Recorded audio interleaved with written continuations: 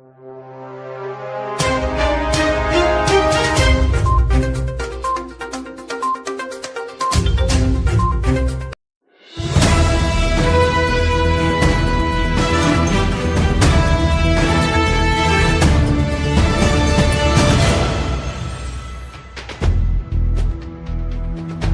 hereby declare the 6th meeting of the 4th session of the Permanent Forum on People of African Descent open.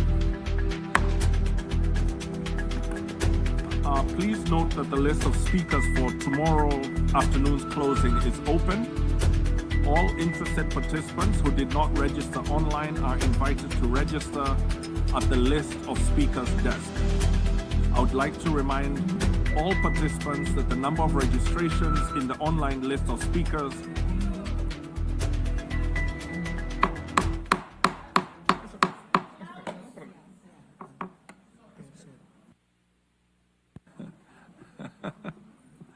I can't speak any louder than the loudspeaker.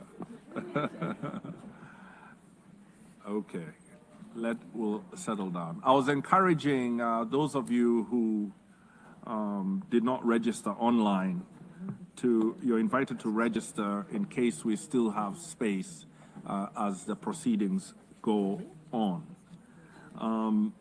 I also want to give another caution on speaking from any desk that has the name of a member state on it.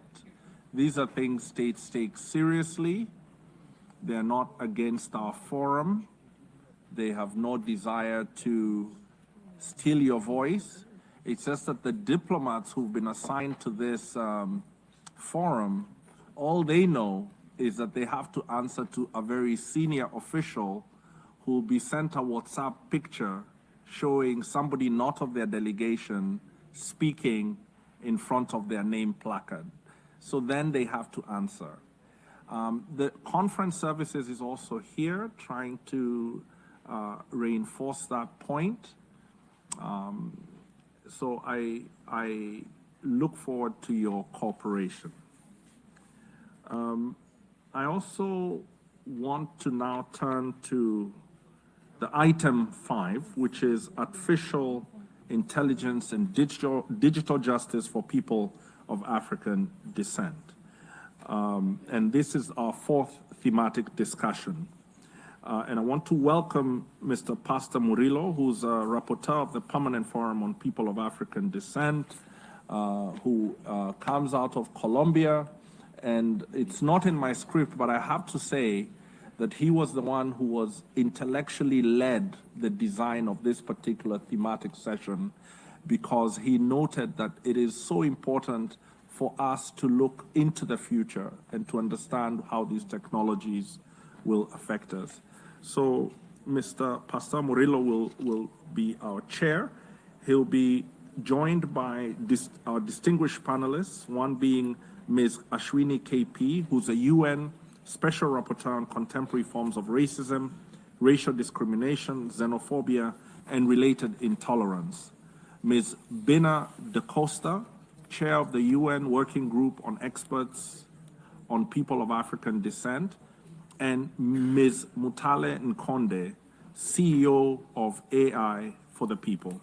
I now invite Mr. Pastor Murillo to moderate the panel discussion.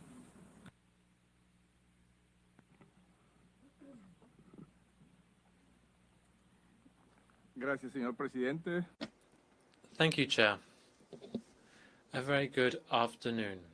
I'm very honored to moderate this panel on the increasing power of artificial intelligence and the impact of AI on indigenous peoples and persons of African descent. This is a matter that warrants discussion and an open debate. I'm very happy that there have been so many side events organized on AI during this particular session of the Permanent Forum. These discussions are very timely and necessary. The Permanent Forum has recognized the potential positive aspects of the digital economy and artificial intelligence when it comes to gathering better data on racial discrimination, for instance, and therefore to inform more accurate policies. However, the forum has also expressed its concern about the fact that inequalities could be exacerbated as a result of AI being rolled out. I would like to address our first panelist, Ms. Ajuni.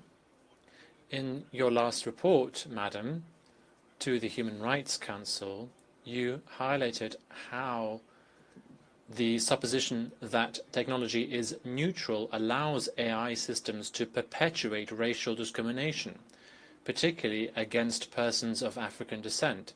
Given the problems that you documented in your report, which looked at how algorithms are designed and the intentional abuse of artificial intelligence and the lack of accountability in this domain, how do you think the normative frameworks can be designed best to uphold people's human rights, but specifically the rights of persons of African descent, given the exponential development of AI?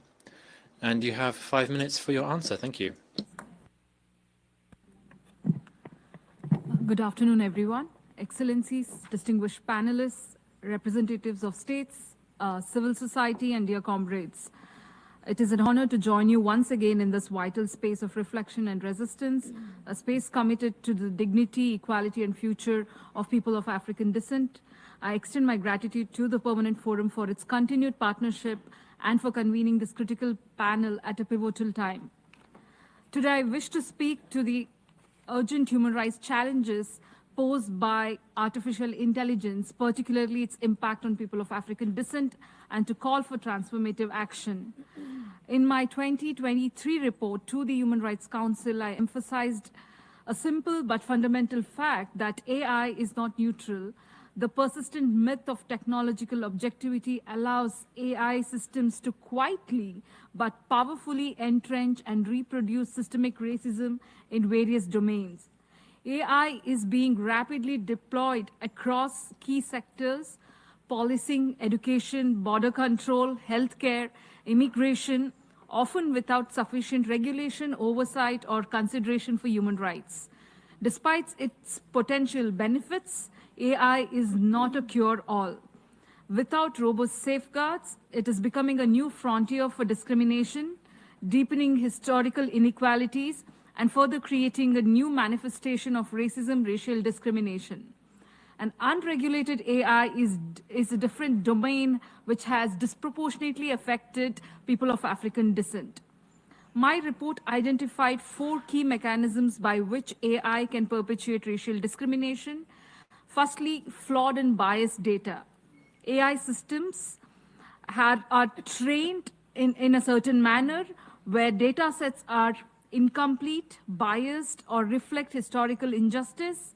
Algorithms can and do perpetuate racial disparities. For example, a US study found that facial recognition systems misidentified people of African descent at far high rates, especially in law enforcement contexts. These errors are not random. They reflect the existing prejudice and stereotype in police database, themselves a legacy of systemic racism. Secondly, discriminatory design choices. Bias does not live in data. It also emerges from design. AI developers decide which categories to use, which variables to prioritize, and how to measure success. And these decisions are not made in vacuum. They reflect the worldviews, assumptions, and both conscious and unconscious bias of those who design them. Even with perfectly representative data, discriminatory outcomes can result if equity is not consciously and structurally prioritized. Thirdly, intentional misuse. AI is also weaponized, from predictive policing tools that disproportionately target Black communities to AI-generated disinformation campaigns that fuel racist narratives and distort political discourse. AI is increasingly used for explicitly racist purpose, and these abuses are not hypothetical. They are real, growing, and dangerous. Fourthly, opacity and lack of accountability. AI systems are often black boxes. Their decision-making processes are opaque, shielded by corporate secrecy or intellectual property protections. And this lack of transparency erodes accountability and makes it exceedingly difficult for individuals, particularly those from affected or marginalized, to challenge discriminatory outcome or seek redress. Excellencies and colleagues, as I highlighted in my report, current AI governance is insufficient.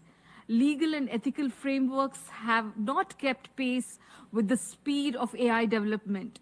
Racial bias is not a trivial issue.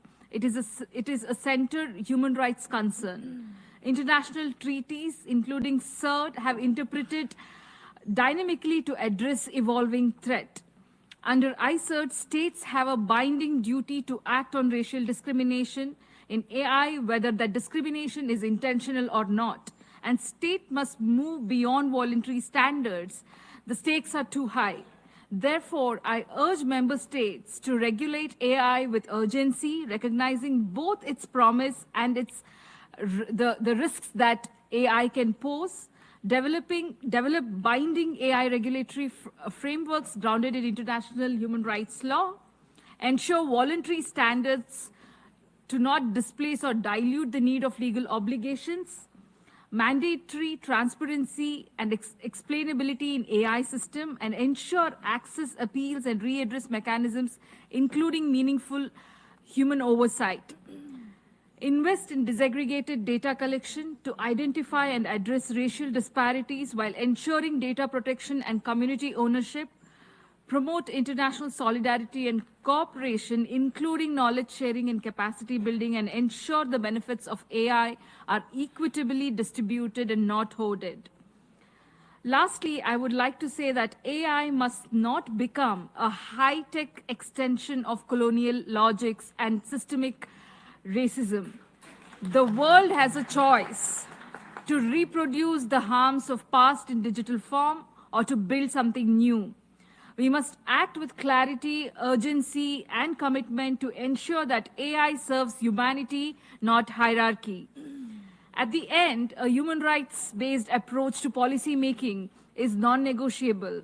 This means crafting laws, frameworks, and digital infrastructures grounded in principle of equality, non-discrimination, and participatory justice. It means recognizing collective rights alongside individual rights, acknowledging the enduring socio-economic harm inflicted upon entire communities of people of African descent. So let us envision a future where technology affirms Black life, where data is used to heal, not harm, where algorithms are shaped by justice, and where digital world reflects the dignity and brilliance of people of African descent. I thank you.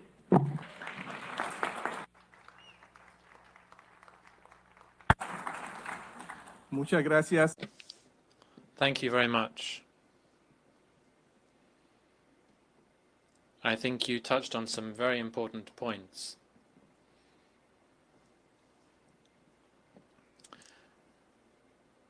You have really pointed us in the direction of the challenges and opportunities that there are in this domain, and how this can have an impact on the drafting of the institutional frameworks that are necessary to deal with the impact of AI.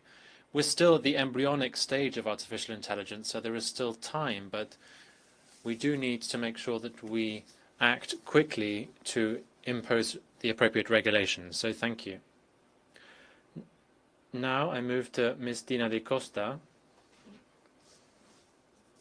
from the Working Group of Experts on Persons of African Descent. The group recently published a report on the human rights of persons of African descent, and a report on AI and economic, social, and cultural rights. The report highlights how biases and lack of transparency in data and algorithms can lead to disproportionate negative impacts on people of African descent, particularly in the upholding of their economic, social, and cultural rights. Could you elaborate on how we might reimagine data collection, analysis, and usage to ensure appropriate safeguards and to promote these rights for people of African descent? Madam, you have the floor for 5 minutes. Thank you, Chair. Good afternoon, everyone. Excellencies, distinguished guests, colleagues and friends, people of African descent. It's an honor to be here today and speak at the Permanent Forum on behalf of the working group. So as our chair mentioned in our last report, we looked at economic, social, and cultural rights of people of African descent in the age of digitalization, artificial intelligence, and the new and emerging technologies. So while digitalization and AI are inherently neutral and objective, as we have found that they're designed, developed, and deployed by human beings, as we know, and human beings have perceptions and perspectives, postures and positions on every issue. Therefore, these are inherently subjective, naturally biased, and potentially discriminatory and damaging or equalizing and enabling to other human beings all capacities that they consciously or unconsciously integrate into digital technologies, which in turn, they augment these capacities. So we looked at 3 issues that I want to highlight today. One is the ethical implications, questioning the neutrality of digital data, and finally, the transparency in terms of that, what it means for that. So for people of African descent who routinely face institutional, structural, and systemic racism, whether everyday apps or complex algorithms, digitalizations, and AI, all of these have the potential to mask, to accelerate, intensify, broaden, and deepen those kinds of discrimination. While they may appear neutral and even benevolent when compared to the non-digital racial practices of previous eras, they also offer unprecedented opportunities to protect and promote human rights, democracy, and the rule of law. So there are different kinds of racial bias that we see. And the technology sector, as we know, has been criticized for the lack of diversity. It favored historically white affluent males. Large-scale AI systems are developed almost exclusively in a small number of companies and elite university laboratories, which engage mostly white men and have a history of discrimination against and exclusion of others, including people of African descent. Technology that is developed and produced in fields that disproportionately exclude people of African descent are more likely to reproduce racial inequalities. So my fellow panelists talked about the surveillance practices and rule of law. We also know that surveillance practices from times of enslavement and colonization also persist today. And they can also be made worse with the use of AI, as research has consistently shown greater inaccuracies among non-white populations. In our report, we looked at issues of housing, health, nutrition. We looked at arts, sports, and culture. We looked at issues of employment and economic empowerment. I'm going to give you very brief examples just from the health sector. So AI is revolutionizing healthcare, offering the potential to enhance diagnostic accuracy, streamline patient care, and improve health outcomes. Initially conceived to revolutionize clinical decision-making and patient care, AI actually relies heavily on vast data sets comprising diverse sources, patient histories, profiles, lifestyle data, and more. So if this training data predominantly represents majority groups, the resulting models and they are also inherently biased, as we have shown in our report. And this utilization of data often also occur without robust oversight or clear consent frameworks, where the ethical implications are also very clear. These raise significant concerns about fairness and equity. So the opacity of these algorithms are often referred to as the black box problem. They obscure how decisions are made, making it challenging to identify and rectify biases and disadvantage of African descent patients.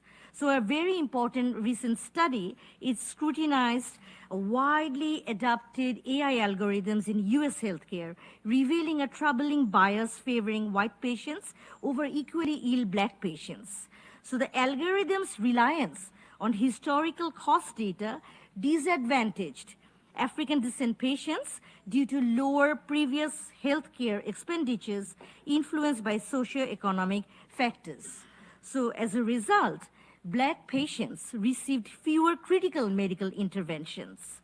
And these exacerbate also health disparities, and they reveal anti-African biases within AI systems. So you have to read the report in detail, and I urge you to read that and also engage with us to look at some of these studies and some of these discussions.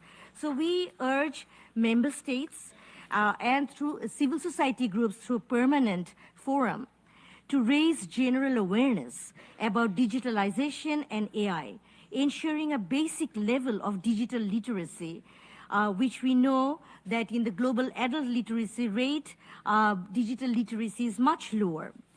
We also urge member states to invest in public education about digitalization, AI, e-governance, e-learning, e-health, e-finance, and diversing e-applications, making the internet accessible and available to all. States must provide affordable and equal access to technological devices, to stable, clean energy sources, and to life learning for all in this modern era. In conclusion, through a racial discrimination lens, it is very clear that this digital space is often misunderstood as disconnected from challenges that take place offline. However, we also look at a digital transformation agenda, and we are advocating that when we look through this agenda, we must also incorporate human rights.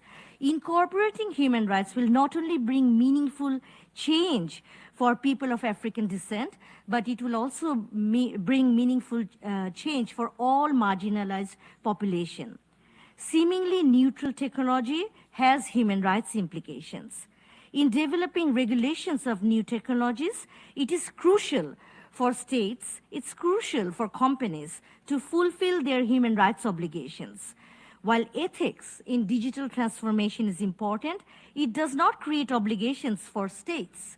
So it is therefore essential to maintain a focus on obligations of states under international human rights treaties in order to fulfill the economic, social, and cultural rights of all people of African descent. Thank you.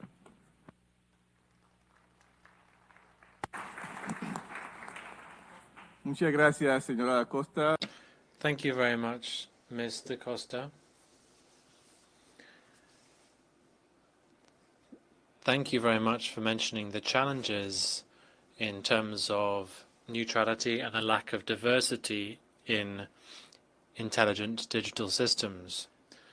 This example that you've mentioned in the domain of health is of paramount importance because, as we know, the use of AI tools, of course, has the potential to provide very positive impacts in the domain of healthcare. Between 5 to 10% of deaths that take place in the world take place in the ER. So it's possible to use AI to mitigate those negative impacts.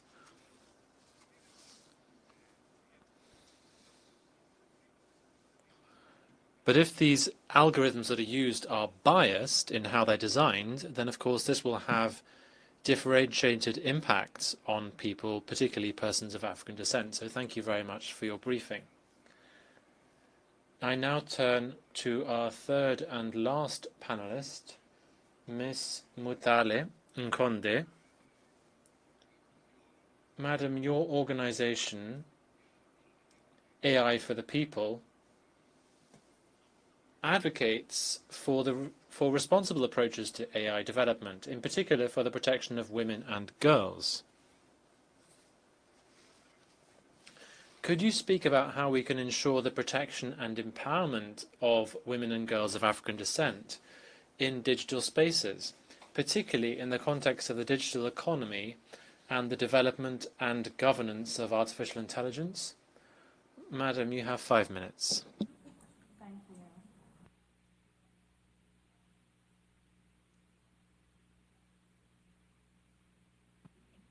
Sorry.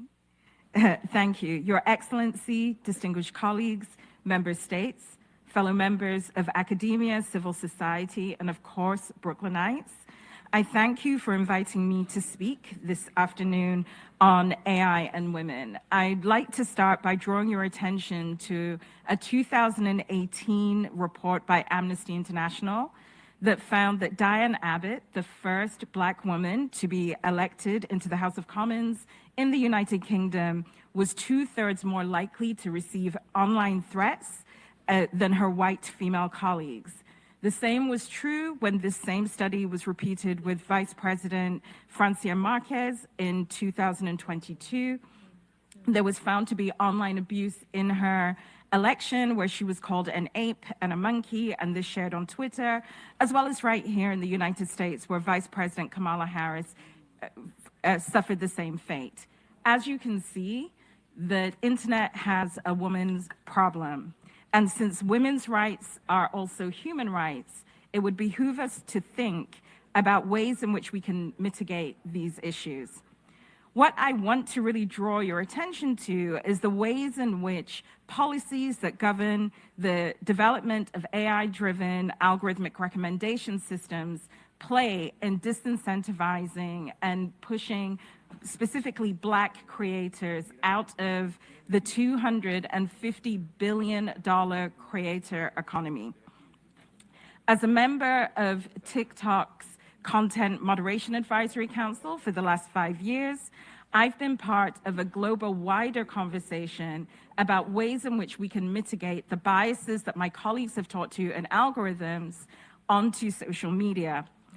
These algorithms do not only threaten the ways in which Black people can monetize in informal sectors, they also undermine our democracy as we know it. And most of those threats are really seen and borne by women.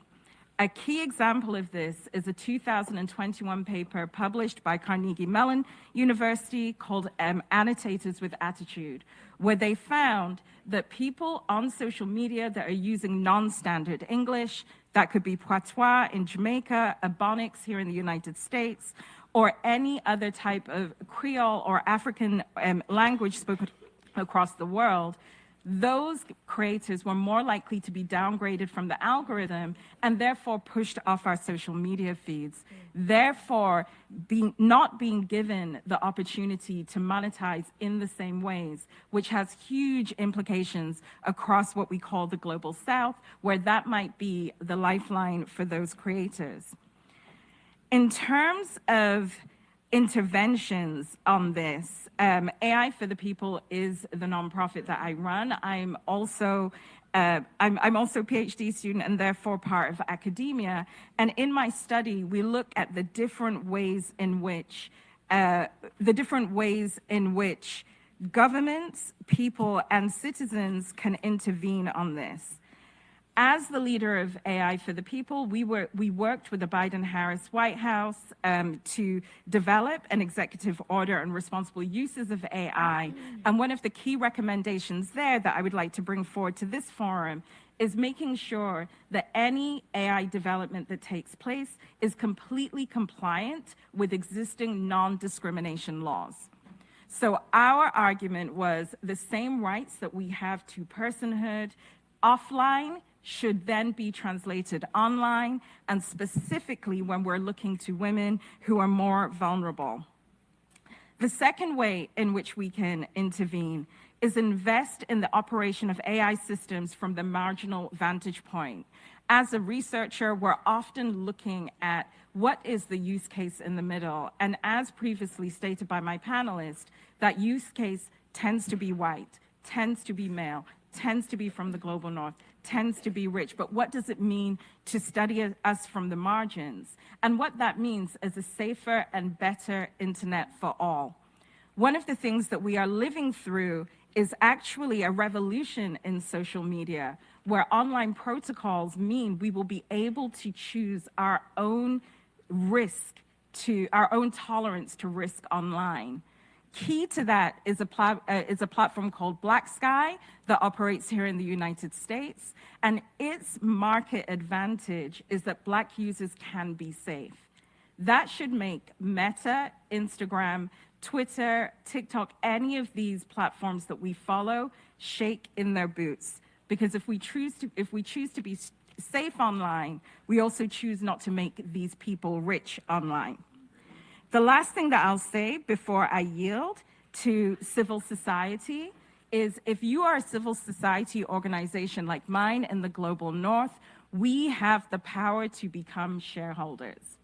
One of the major things that AI for the People has done over the last 2 years is start to hold positions in companies like Microsoft, Apple, Amazon, and we have been able to vote to make sure that mis and disinformation is investigated by Microsoft, so ChatGPT, Sora, and other large language models. We have been able to vote that Apple will continue with their diversity, equity, and inclusion work and make that central to their business. And just as Amazon's shareholder meeting is coming up, we will be voting that data centers that are developed do not sit in neighborhoods in which African-descended people live, so to ensure that they will have access to water and electricity. The last intervention is to the Permanent Forum itself. As a member of civil society, as someone who has been to, this is now my 4th meeting here and sat in the seats that you're in, write reports, because one day you too could be at the podium. One of the things that we are advocating strongly for to the Permanent Forum is, as we think about a UN declaration for the rights of African-descended people, that freedom from algorithmic bias be part of that UN declaration, because it will be the first one drafted in the AI age, and it should recommend the new threats in which we face. Thank you for your time, and I look forward to the discussion.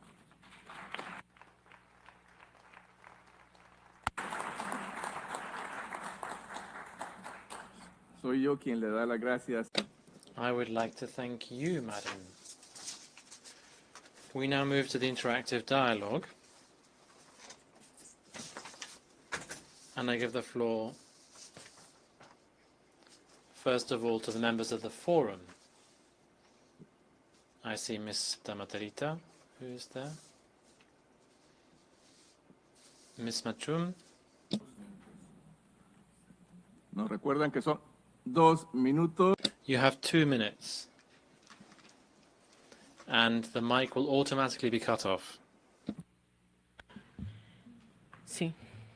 Muchas gracias. Thank you very much. On the issue of artificial intelligence and how it can apply to our territories, we in our country have quite a few people who are familiar with these new AI tools, but we need to remember that AI is trained on human intelligence, and that's why we need to have a fund created that will provide economic support and scholarships to our young people so that they can study AI and prepare for the future, so that the biases in algorithms can be corrected, and so that we also protect our cultural know-how and the knowledge of our ancestors. This is something that can apply to science, to medicine, to technology and innovation. That is why I'd like to call on all young people and women who are here to continue to work on fighting for inclusion in these spaces. That is how we can ensure that our legacy survives and that we are not forgotten. Muchas gracias. Thank you very much. Que desde los gobiernos And even local governments should also work with the territorial governments and the municipalities and the mayors, so that appropriate decisions are taken for a territorial approach to uphold the rights of people with African descent. Thank you. Thank you, Madam. Ms. Machud, you have the floor. 感谢主持人，感谢嘉宾刚才的介绍，我非常同意观点。 Thank you, Chair. I agree with your opinions. I wish to share 4 comments on strengthening AI governance in pursuit of equality and justice. I wish to stress 4 points. First, we should uphold the principle of a people-centered approach and the development of AI for the good of humanity. AI should serve humanity instead of enslaving it or creating new injustices and inequalities. Second, we should be committed to implementing risk-oriented and agile governance. We must act quickly because AI is evolving quickly. And AI-generated synthetic content should be governed from an ethical perspective. We should oppose discriminatory and exclusive data training, make joint efforts to build high-quality data sets, and ensure that AI is safe, reliable, controllable, and fair. We should strengthen cooperation. It is imperative to uphold the idea that science knows no borders and should benefit all humanity in bridging the technological gap. We should transcend borders in improving individuals' AI literacy and skills, improving their judgment and protection with a particular focus on safeguarding and advancing the digital rights of women and children. We should also focus on developing AI language or data resources. We should take proactive measures to eliminate racial, algorithmic, and cultural discrimination, and preserve and promote linguistic and cultural diversity. Social media platforms should strengthen cooperation so as to join hands to address AI risks related to ethics, safety, and security. We should use the DPPA as one of the guidelines. We should respect the DPPA to address racism, racial discrimination, and any forms of inequality. We should also follow and observe the UN's Global Digital Compact. This is a consensual document to build an open, fair, inclusive, and non-discriminatory environment of digital development. Thank you. Muchas gracias, señora. Thank you. Would any other member of the forum like to take the floor? Ms. Micom.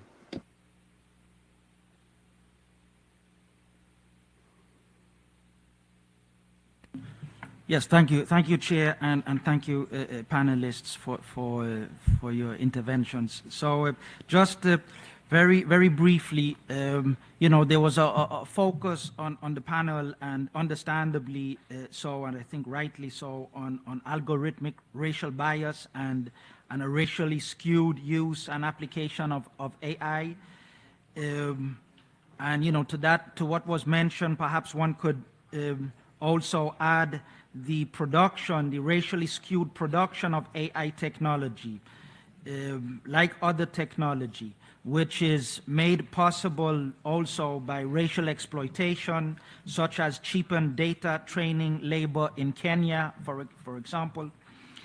However, and this is something that perhaps was not, you know, brought out by any of the panelists, but, you know, AI technology also holds great potential in using data, in collecting data disaggregated by race, analyzing it, you know, and also applying it to policy making, and holds the potential also of monitoring and reviewing policy making from the perspective of data and data disaggregated by race. So perhaps besides you know, highlighting all the negative aspects of AI, there's also time for the UN to also maybe put together something like a working group with members of the anti-racism mechanisms to explore ways in which AI in the future can hold policy making to better account through more effective forms of data collection and analysis and so on and so forth. Thank you. Muchas gracias, Michael. Thank you. Would anyone else like to take the floor from the members of the Permanent Forum?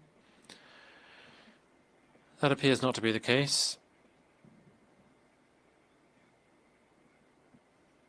Well, we have representation from the special mechanisms as well. I think we should just take this opportunity to say that the Committee on the Elimination of Racial Discrimination is a pioneer in addressing issues related to the use of AI. You could take a look at General Recommendation 36 from 2020, where this issue was addressed in quite a lot of detail. So, continuing with the dialogue, I will open the floor now for states. On my list, I have Brazil, first of all, followed by Chile.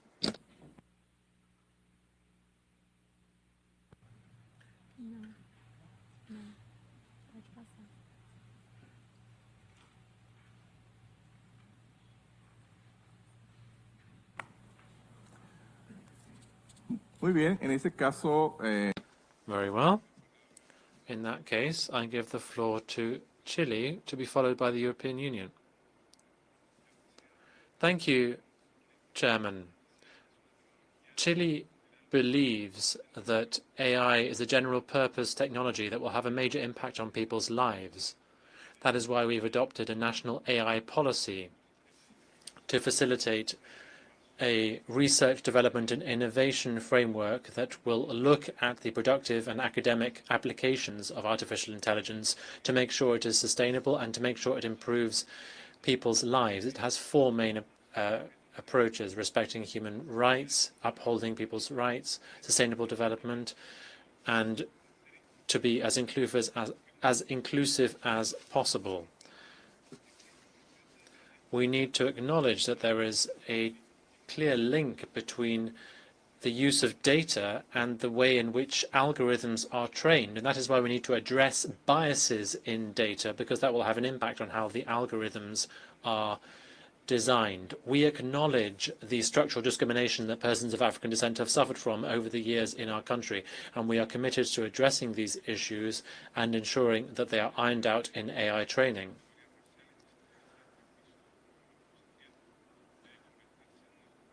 We need to make sure that AI is a useful instrument for people and that their rights are upheld. AI can be used to empower people of African descent, and it can be a positive technology, but it can also be, we also need to be mindful of the responsibility that we have to mitigate the risks posed by AI. Our nation's development hinges on the appropriate use of artificial intelligence in the long term. Thank you. Thank you.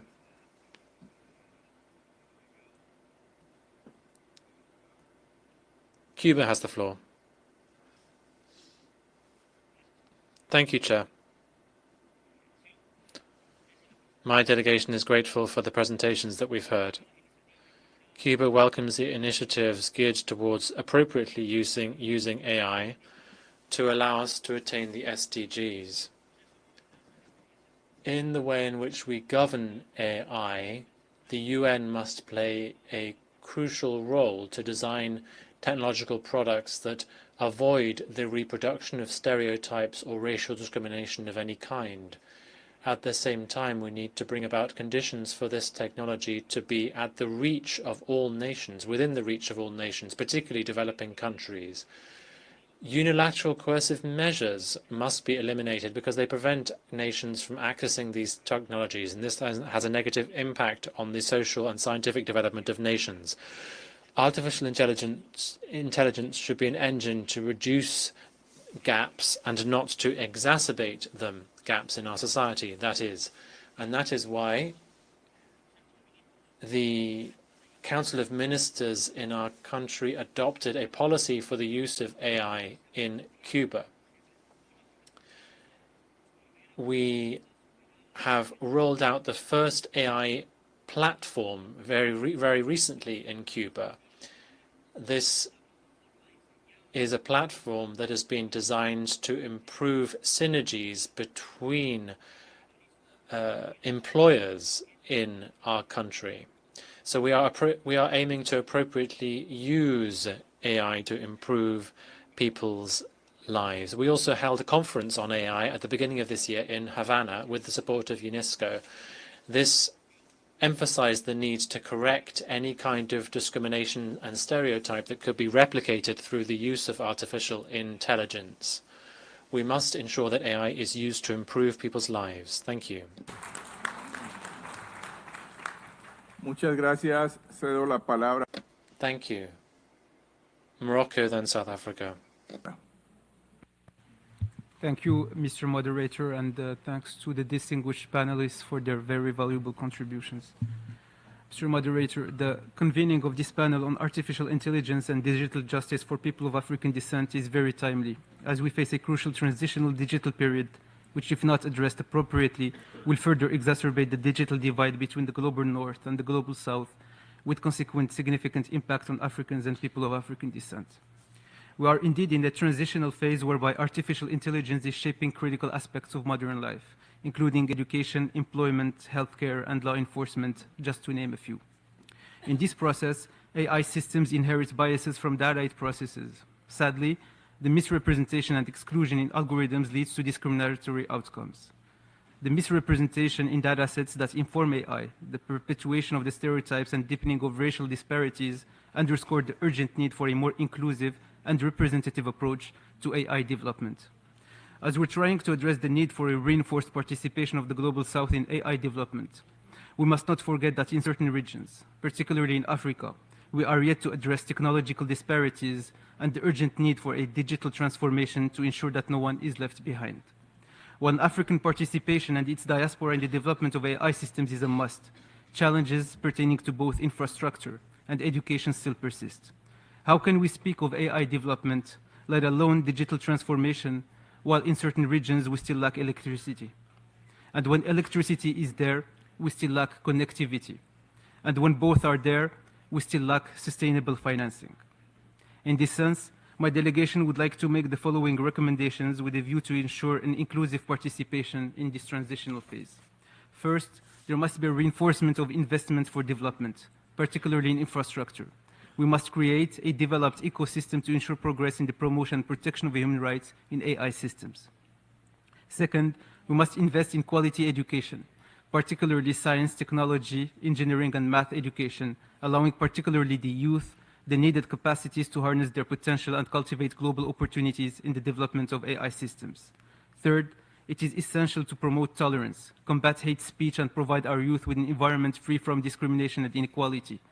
My delegation would like to stress here the rising threat of hate speech, which should be given particular attention by this forum and also by the ad hoc committee on the elaboration of complementary standards. Last but not least, it is crucial to advance gender equality in this perspective, empower young women, and combat the rising phenomenon of the feminization of poverty and stigmatization, as well as ensure young women's access to political opportunities.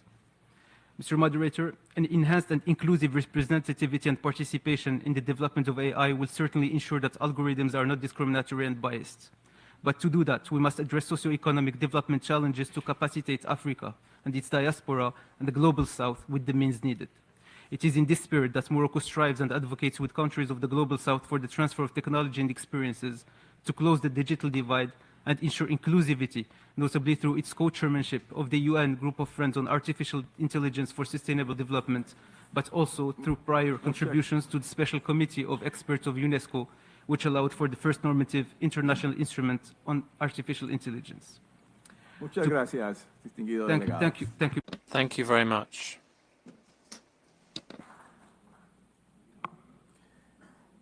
Cedo la palabra ahora. The next speaker is South Africa, to be followed by Germany. Thank you, Mr. Moderator. We have witnessed significant advancements in digital technologies in recent years, and we are upon a precipice of new and emerging technology with undetermined potential. However, we need to recognize that new and emerging technologies are sadly a reflection of the discrimination and injustices that are inherent with modern society. In this regard, it is important to actively promote and protect the human rights of Africans and people of African descent within the digital space. It is critical that we act to ensure that the inequalities experienced by Africans and people of African descent do not perpetuate and guard against their proliferation in artificial intelligence. This can be done through a number of measures that will positively enhance the position of Africans and people of African descent. These actions are namely ensuring fair representation in data and design. We must ensure AI systems utilize fair and representative data sets to prevent harmful stereotypes. Promoting access to digital infrastructure and education.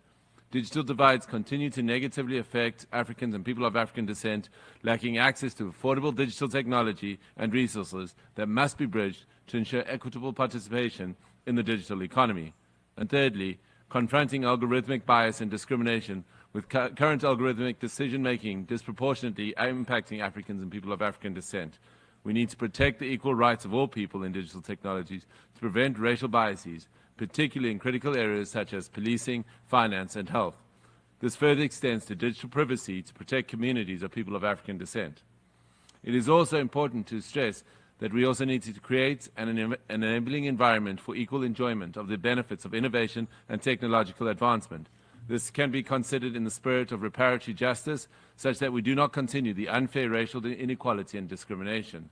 This assumes investment in companies led by Africans and people of African descent and support of their meaningful participation in digital technology development. We must continue to recognize that these actions are grounded in the Durban Declaration and Programme of Action when it called for fair representation in new and emerging technologies. In the same manner, digital technologies, including AI, must be assessed and governed through the lens of racial equity, historical justice, and the right to development. I thank you.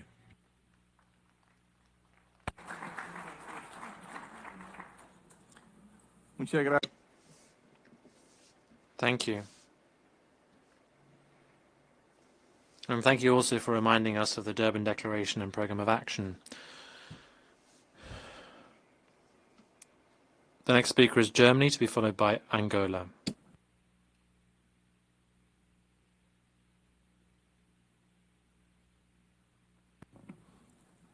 Angola tiene la palabra.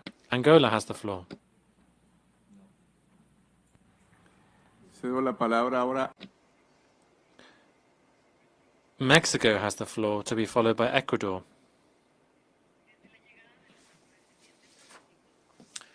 Since persons of African descent arrived in Mexico, our ancestors have waged a great struggle that new generations are continuing today. We need to ensure that we have an impact in terms of the lives of everybody in our communities. Mexico is going through an historic moment with the reform of Article 2 of our political constitution, which was carried out last year. This marks the beginning of a transformation in our country because we recognize the rights of peoples and communities of African descent as having political rights and therefore recognizing their fundamental rights that can be borne out in the public policies that are rolled out in our society. In this digital era, we must ensure that the rights of persons of African descent are upheld. In Article 2 of our political constitution, we recognized these people's rights in 2001, but we didn't know how many there were. Now we have a national catalogue for indigenous communities and Afro-descendant communities, which is a first step to fully identifying these peoples and ensuring that their rights can be upheld at all times, and that their rights can be enshrined in national and international legislation. This will ensure that the relevant authorities have the appropriate information at their fingertips to help them inform their public policy. This catalogue is a reference point to establish direct dialogue between governments, and this includes at the local territorial level as well. This will ensure that these people will have their needs met, and it will allow the government to know exactly how to provide the relevant culturally appropriate public policies to guarantee pluralism and an intercultural approach in our policies. It contains information about public economic institutions. It can be publicly accessed by anybody, and it facilitates the appropriate dissemination of public policy. We have identified 444 Afro-Mexican communities up until now, and we have done this working with civil society as well. We also know that the majority of these families are living in rural areas, and that helps us to orient our policies to these areas. We now have better statistics available, and we're planning on carrying out more censuses to help us better have the information that we need to further tweak our policies. The President, thank you very much to the distinguished delegation of Mexico. Ecuador is next, followed by Bolivia. Ecuador. Mr. Chairman, artificial intelligence is changing our world. Ecuador acknowledges the potential that AI has to help us in our efforts to eliminate racism and discrimination. AI systems must be designed ethically, respecting everyone's human rights, and this includes the rights of all minorities, particularly persons of African descent. We need to have appropriate regulatory frameworks in place for this task. All states, particularly those in the Global South, must take part in these discussions on enhancing global governance of artificial intelligence. Ecuador has signed on to the ethical recommendation on AI of UNESCO, and that is why we are drafting our own national action plan, which focuses on the ethical use of artificial intelligence. We know that biases contained in data are exacerbated when the algorithms are designed, and we need to do our utmost to combat this phenomenon. Ecuador is working actively on capacity building in the use of artificial intelligence in our public institutions. This will allow us to assess the further design of public policies in the future, which will protect the rights of persons of African descent and other minorities in our society. New technologies are not a threat in and of themselves. We have to make the best possible use of them. That is our shared responsibility, and that is something that the entire international community must commit to do. This includes states, civil society, and academia. We must all work together to prevent the misuse of artificial intelligence without restricting it, because it has major potential benefits for all of our societies. Thank you. Muchas gracias. Thank you. We have two more states left on the list: Nigeria and then El Salvador.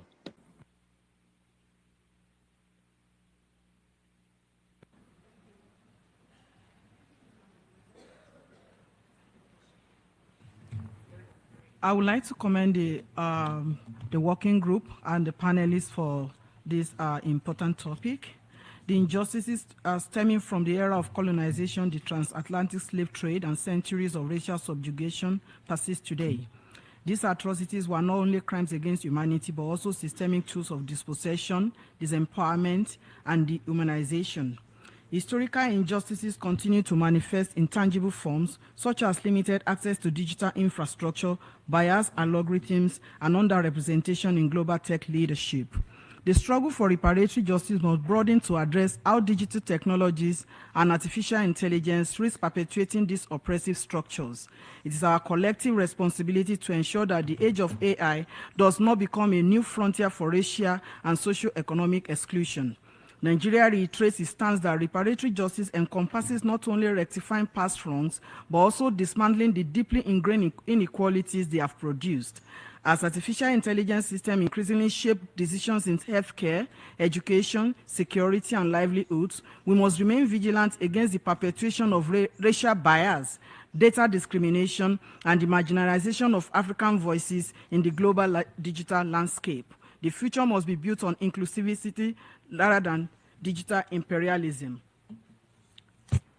There is need for the international community to pledge to create a future where Africans and people of African descent are equipped, empowered, and enabled in the digital realm, where artificial intelligence becomes a catalyst for liberation rather than oppression. If reparations are to be meaningful in the 21st century, they must also encompass technological equity, digital sovereignty, and African people's right to shape their digital future. I thank you.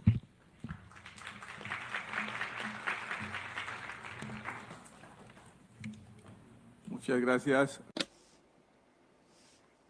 Thank you. El Salvador has the floor.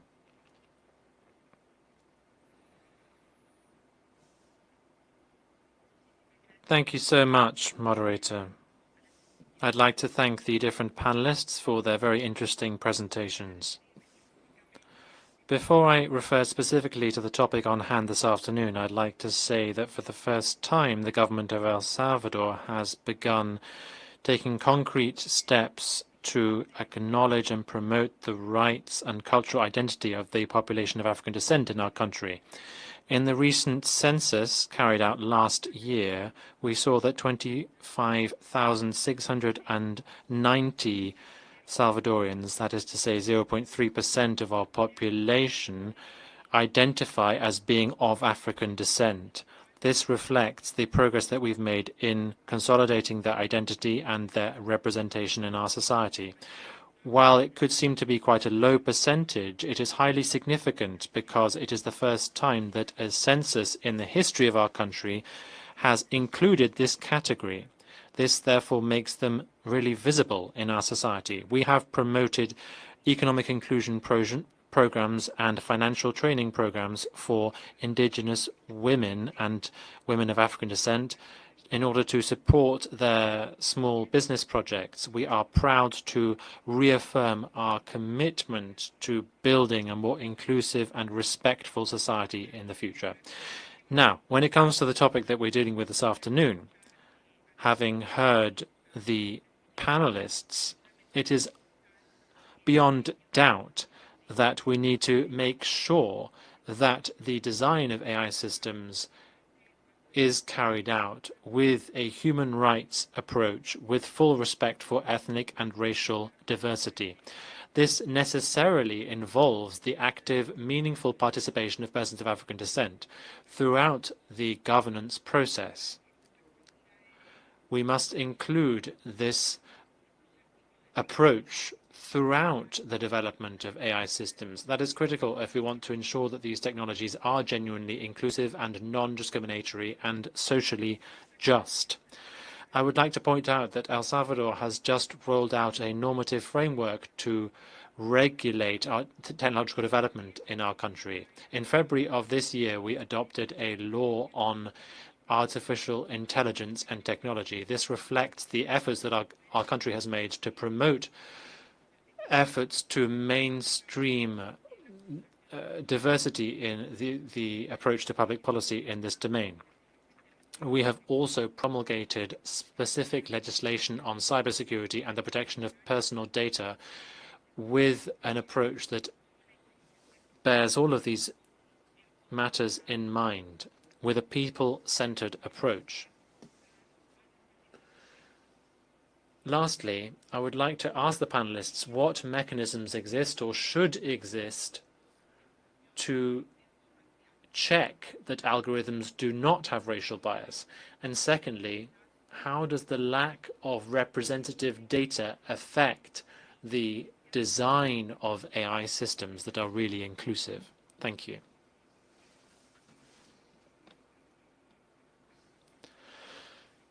Thank you. Germany has the floor, to be followed by Bolivia.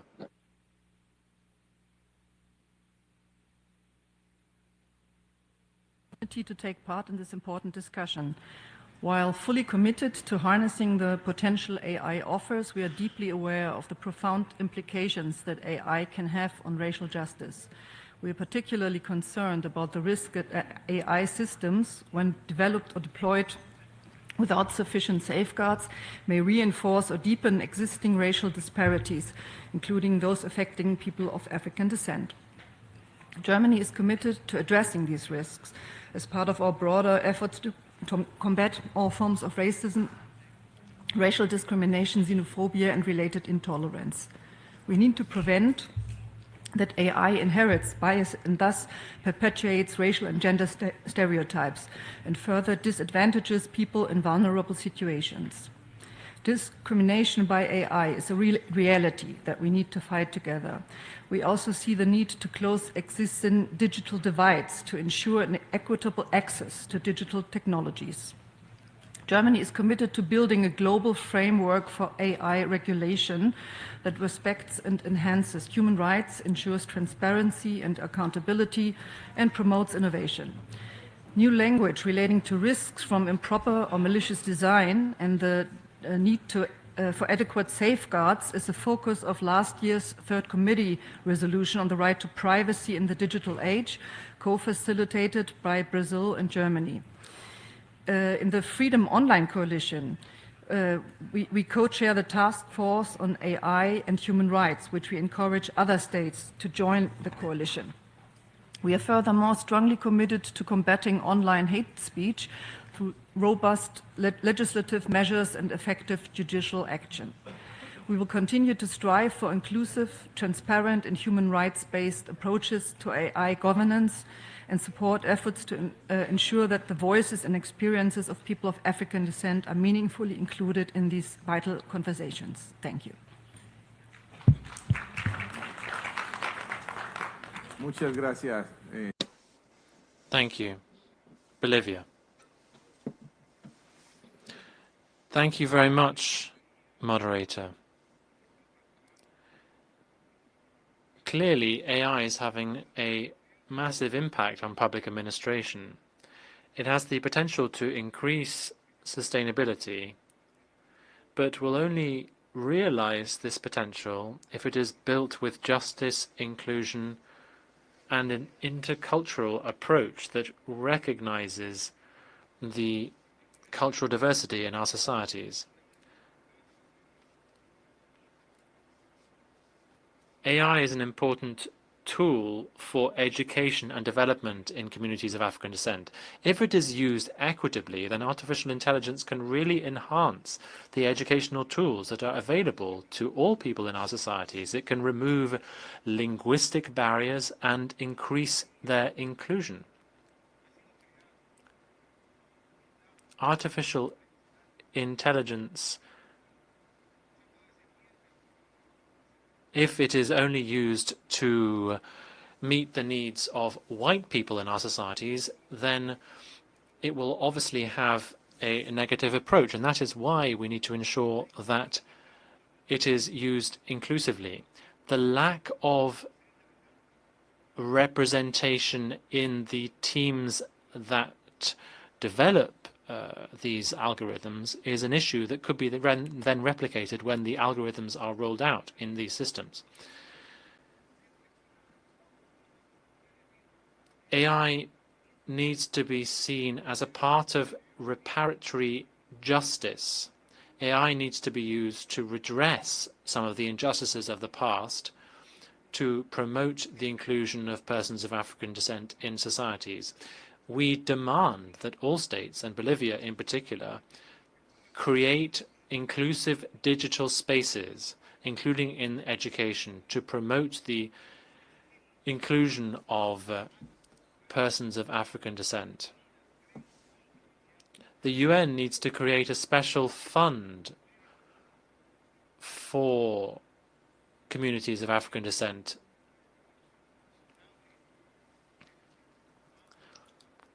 We think that the responsible use of AI is something that needs to be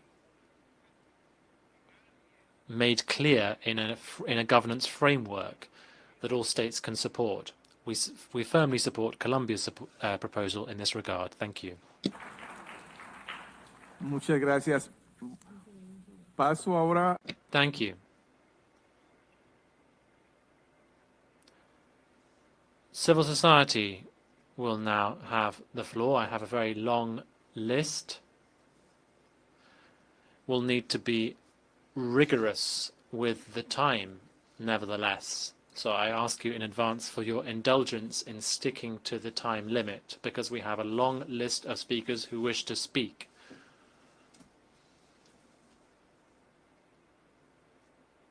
Ms. Katarina Brown will go first, speaking on behalf of Costa Rica, the Legislative Assembly of Costa Rica. Thank you very much. A very good afternoon, distinguished colleagues, brothers and sisters.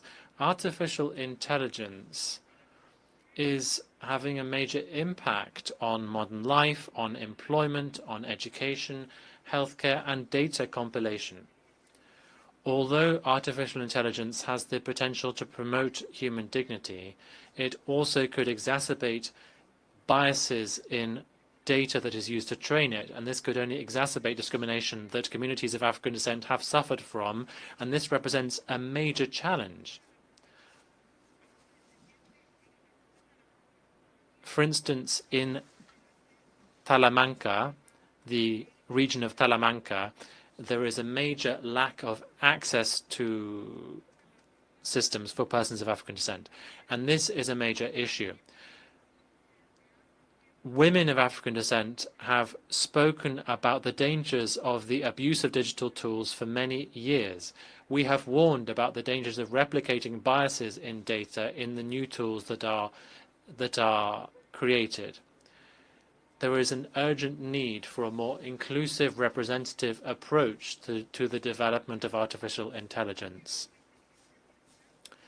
At the same time, AI provides opportunities for positive change, particularly in the compilation and analysis of disaggregated data, which could be critical in helping us to monitor racial disparities. But to ensure that these technologies are used ethically and responsibly, we need to establish ethical, robust guidelines. And we need to remember the UN human rights documents that have provided guidance on this issue, including General Comment number 36 that was issued by the Committee on the Elimination of Racial Discrimination that the Chairman has already mentioned. This spoke about the importance of combating racial discrimination in the application of AI technologies. In Costa Rica, the digital gap is one of the problems, the most urgent problems of racial justice that we have, and yet it is one of the problems that is addressed the least. How can we address AI when young students of African descent don't have the opportunities to improve their digital literacy? If we just look at what happened in the pandemic, we saw that this happened. There was a lack of inclusion and equality for people to access digital tools when everything went online. So we need to look at this and improve things in the future so that we have a future of inclusion, not exclusion, and that is where we need to act now. Thank you. The Chairman, thank you very much.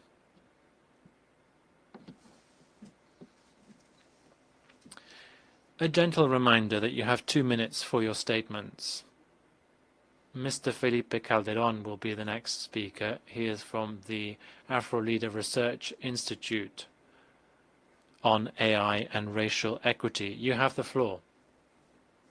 Of the forum and all delegates. As we enter the second decade, I respectfully call on this forum to issue the following recommendations.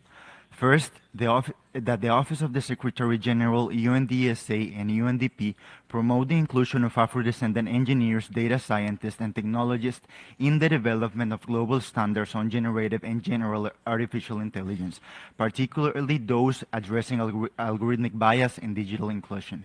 Second, that the UN Human Rights Council, through its special procedures, develop a dedicated report on digital justice and reparations with a focus on how algorithmic systems perpetuate racial inequalities. Third, that the UNEP and the UN Habitat integrate an Afro-descendant territorial approach into their planning frameworks, recognizing territories and ancestral territories as systems of life, with the right to technological autonomy. Fourth, that the United Nations Institute for Training and Research design capacity-building programs on racial equitable data governance aimed at public officials in the Global South. Fifth, that the United Nations systems, starting by these forums, adopt the concept of ethnocodification as proposed by the Afro-Leaders Institute of Technology as a reference framework for the development of technologies, artificial intelligence systems, and international tech regulations throughout this second decade, and for the implementation of UNESCO's recommendation on the ethics of artificial intelligence. Because if the fight against algorithmic racism has a face, it's that of a Black woman. Sixth, that this forum formally respond to the reiterated call recently supported by Ms. Anna Makala to appoint a youth member, ensuring that the forum benefits from both youth representation and their lived technological and digital justice insight and expertise. I respectfully urge this forum to clearly state in its preliminary conclusions of this fourth session the concrete actions it will undertake to make this representation a reality no later than the fifth session in 2026. And finally, that this forum encourages all agencies to... ya voy a terminar. To include the principle of non-discrimination as a measurable optimization criterion in technological, economic, and environmental programs, especially those guided by AI. Gracias, señor Calderón. Thank you.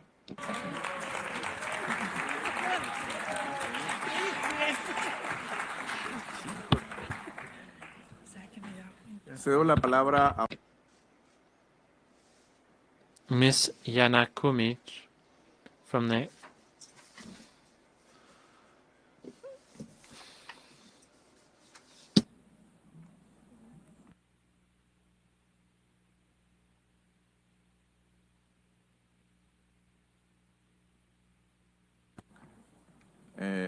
el señor Vincent.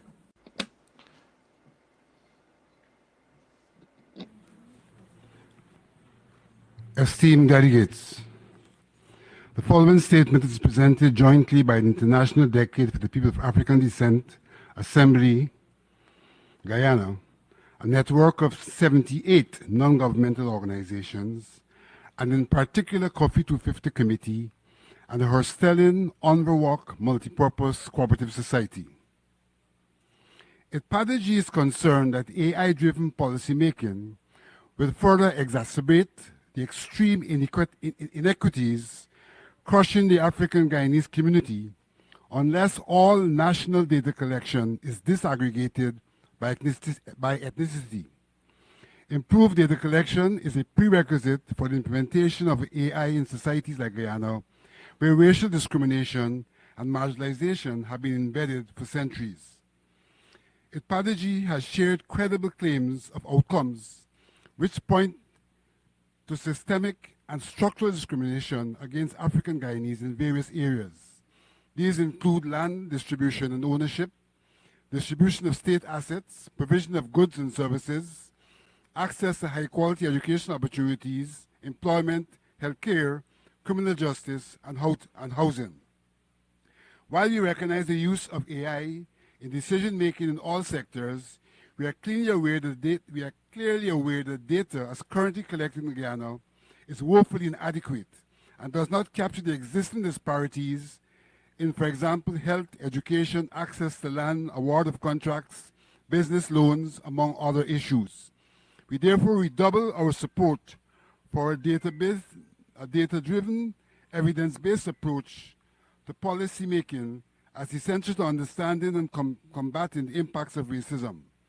As artificial intelligence is deployed to support policymaking and problem solving, improved data collection methodologies are essential to reducing the risk of intensifying existing inequities among ethnic groups. We call on this forum to continue support for the collection of data disaggregated by ethnicity in multi-ethnic societies like Guyana, together with capacity building in data collection and monitoring, is essential to ensure the data collected is reliable, valid, and relevant. With regard to all of the aforementioned, PFPAD4 recently called on the Ethnic Relations Commission to conduct or cause to be conducted an ethnic disparity assessment survey as one of the bases to determine the state of ethnic groups and the African Guyanese in particular in our multicultural society. We look forward to the response, which will indicate their commitment to the pursuit of their mandate and their public posturing, as well as the commitment to advising on the use of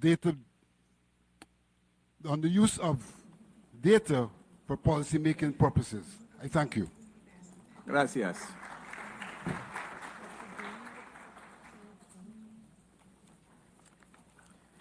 Gracias, señor Vicente Alexander. Tiene ahora. Thank you, Mr. Alexander.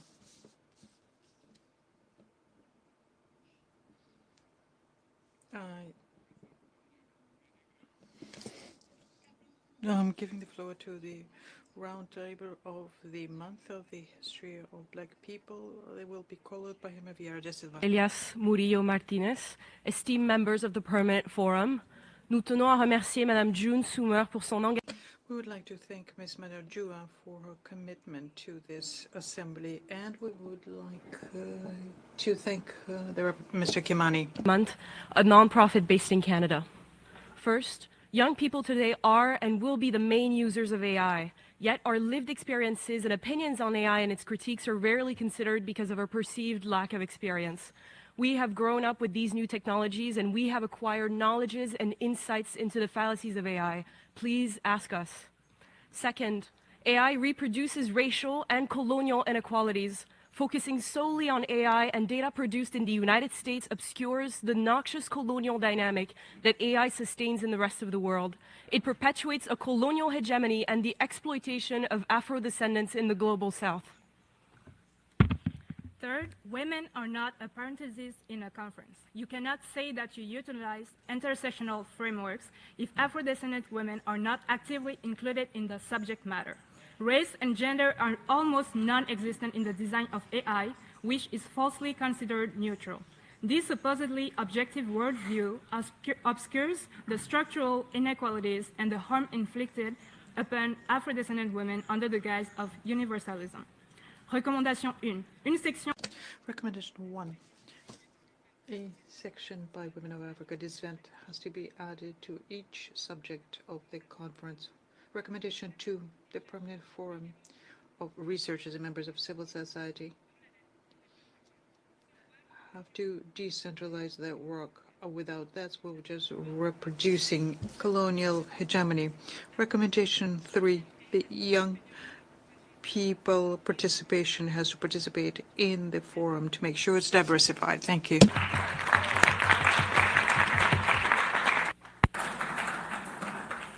Muchas gracias. Cedo la palabra.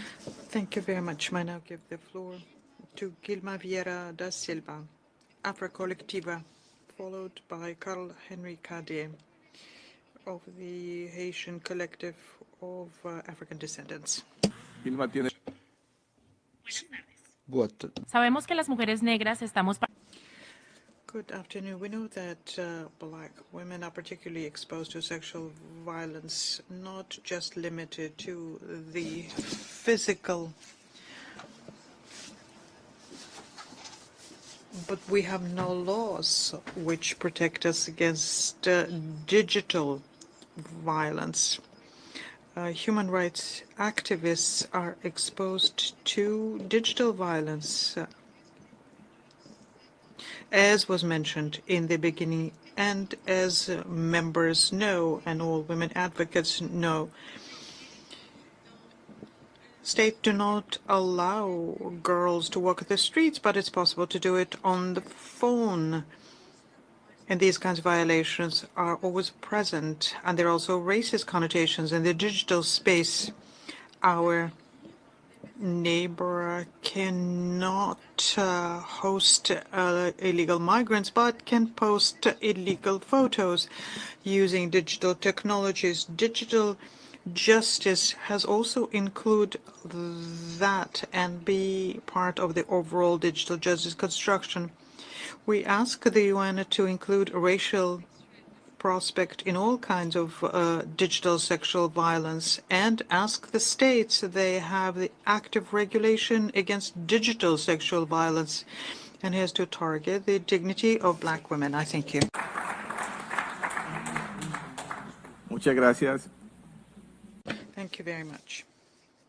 I now give the floor to Carl Henry Kadi of the Haitian Collective of the African descendants, to be followed by Caroline Machado. Distinguished colleagues, sisters, and brothers, I speak today on behalf of the collective Haitien Afro-Descendant CAD, with the past in our hearts and justice as our horizon. 200 years ago, Haiti, the first black republic born from a revolution of enslaved people, was forced by France to pay a ransom for its freedom. This act of extortion was not only a financial injustice, it was a message to the world. Black liberation will be punished and black sovereignty will be made to suffer. That ransom set in motion generations of debt, impoverishment, and marginalization. It robbed Haiti of the chance to invest in its future, in education, infrastructure, and science. Today, as the world enters the era of artificial intelligence, we must not allow digital systems to replicate the same patterns of exclusion and exploitation. Time for reparation and transformation is now. Decisions made today will shape generations to come. We demand technological reparations so our communities can benefit from the data, resources, and creativity they have long provided. We support a just digital transformation that includes protections against automated replacement for vulnerable workers, like those in Haiti's informal economy. We call for strict regulation of AI to stop racial algorithmic bias. We believe that the only way to develop knowledge is to make it accessible to everyone. We call for inclusive governance. Our communities must be at the table, not on the menu. Let us build a digital future anchored in memory, dignity, and solidarity. Time for reparation and transformation is now. Thank you.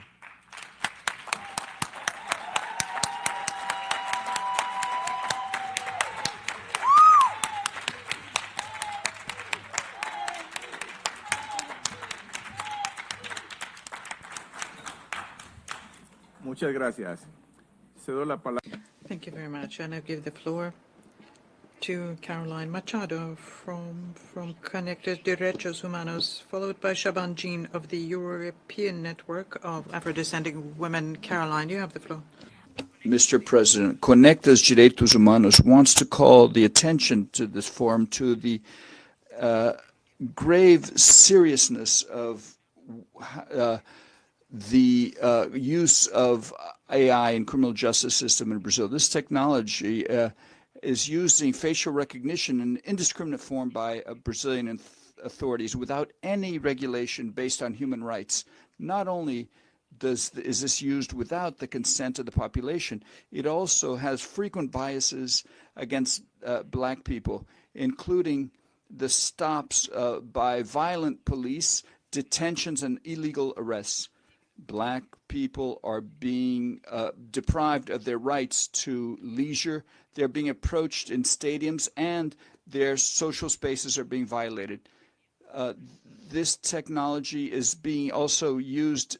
In December of 2024, an aged black man was confused in the city of Sao Paulo for a criminal and was taken to the police station where he spent 10 hours. The man he was confused with was a white man. In this scenario, we suggest a few recommendations for the states. Number one, not hiring or using AI in police by the police until you can prove that this technology does not have gender and racial biases. Number two, establishing mechanisms to have appropriate judicial vigilance of these data to guarantee the precision of the data. Number three, not using this AI as definitive proof, keeping to the principle of due legal processes. Thank you. Muchas gracias. Thank you very much. I now give the floor to Jean Chaban of the European Network of Women of African Descent, to be followed by Ekele, I apologize for the pronunciation, Biha of Jali, if I'm pronouncing it correctly. Shaban, you have the floor. Ladies and gentlemen,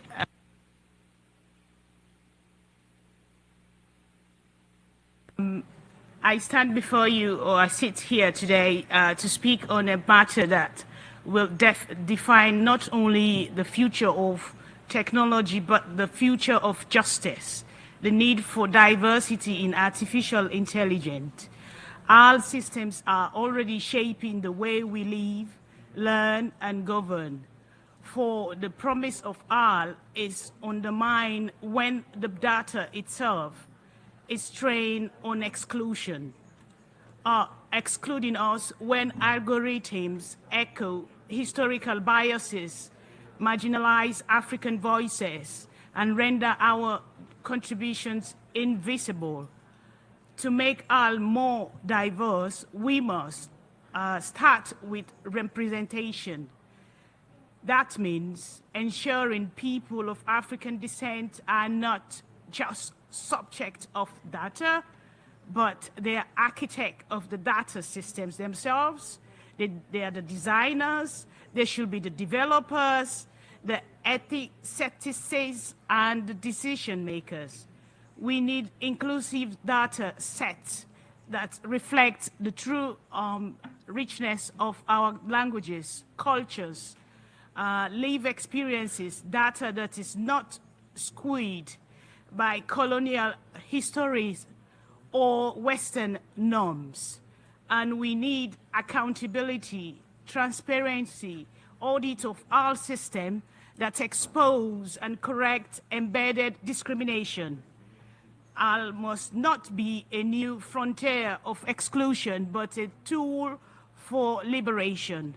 Let us invest in education, research, infrastructure across Africa and the diaspora, so our communities are empowered not just to use AI, but to shape its futures. In building a more diverse AI, we are not asking for charity here. We are demanding justice and ensuring that intelligence of tomorrow reflects the full dignity of humanity today. Thank you. Muchas gracias. Thank you very much. I now give the floor to Ekele Biha from Jalimbok, to be followed by Ulysse Green of Amparables. Merci pour la parole. Thank you, moderator, for giving me the floor. Colleagues and delegates, my name is Ekele Biha. I'm Belgian of Rwandan origin, and the title of the organization is in United We're Strong.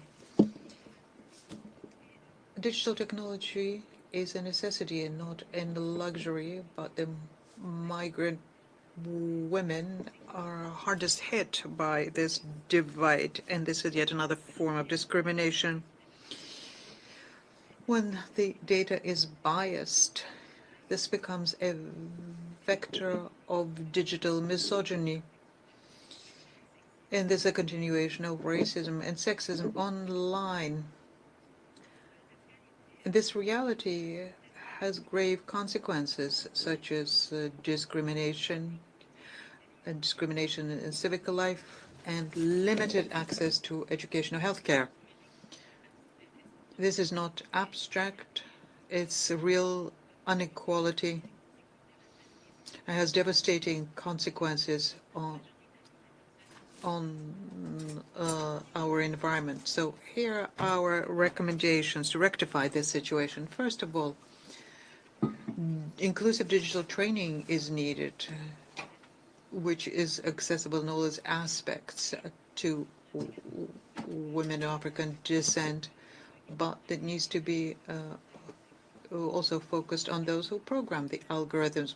Awareness raising needs to take place within institutions dealing with this issue, and a political mobilization to make sure there's a racial and feminist dimension to make it truly inclusive. To conclude, I would like to say that AI can be a tool, but only if it's also used by those who have been excluded for a very long time. I thank you. Muchas gracias. Cedo la... Thank you. Ulysses Green is next, followed by Nadia Russo. Buenas tardes a todos y todas. A very good afternoon, Your Excellencies, representatives of the multilateral system. I'm Ulysses Green, and I come from Panama. My region has been historically marginalized and faced with a new wave of exclusion now, which is brought about as a result of the digital age. We have seen that there is a vicious circle that is silently being reproduced. The responsibility lies with those who are designing the algorithms first and foremost. The AI systems that are being developed completely overlook our identities. Structural racism is being borne out in these AI systems, and this is intolerable. We are seeing structural racism that is facing many parts of our population. What is the point of AI if it doesn't recognize our faces, if it doesn't recognize our identity? We, as young people, dream to be part of the future, and that is why we need to have a global framework that guarantees that AI respects all of our rights, in particular the rights of communities of African descent. We need also to have digital education, because artificial intelligence that excludes a part of the population is no intelligence at all. From Panama, we are raising our voices to say that we do not wish to be victims of this future. Thank you.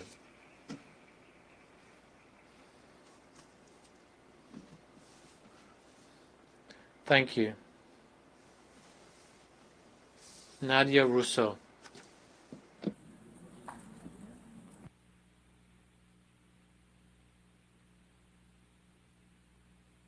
No está Nadia, entonces... She's not here, so Chablis Michel.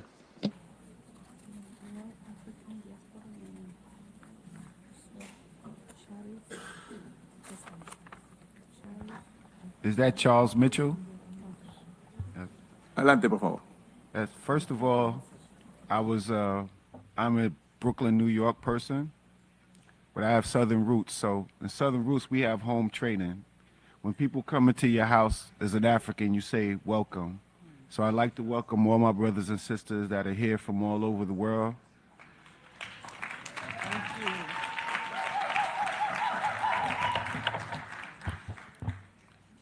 I have some comments that I'll submit regarding technology. but I do want to say that the ancestors wanted me, first of all, to speak about something that I've not heard about. AI technology requires water to cool it, fresh water. And I've heard nobody say anything about that, but that water usage on the technology is draining our water resources for people and animals and plant life. So as Africans, we have to look back at that and reflect. Africans taught the world science, and we taught science in a holistic way that did not destroy the earth. So if we're going to talk about technology, we have to take a step back from those that we taught that are misusing it and creating it. So let's be Africans. I want to give a young person my space. There's a young man here that I feel needs to be heard, the son of Kwame Ture. But I did want to invoke our creator into this space. I want to invoke the Loa, the Netchers, the Abosun, the Orisha into this space. I want to ask Elegba and Eshu to help us in this space, this so-called corridor of power, because we keep coming to these crossroads and we are not walking down the right path. So we ask Eshu and Elegba to come in all of our traditions to open the pathway to the right way so that we can finally get solutions for what we need. I'd like to evoke Oya, Yemoya, and Oshun, because as we talk about women, we have to respect the divine feminine energy that they represent. Oya teaches us to respect the wisdom and learn from the wisdom and reference our ancestors in everything that we do. Oshun and Yemoya teach us about beauty and love and life.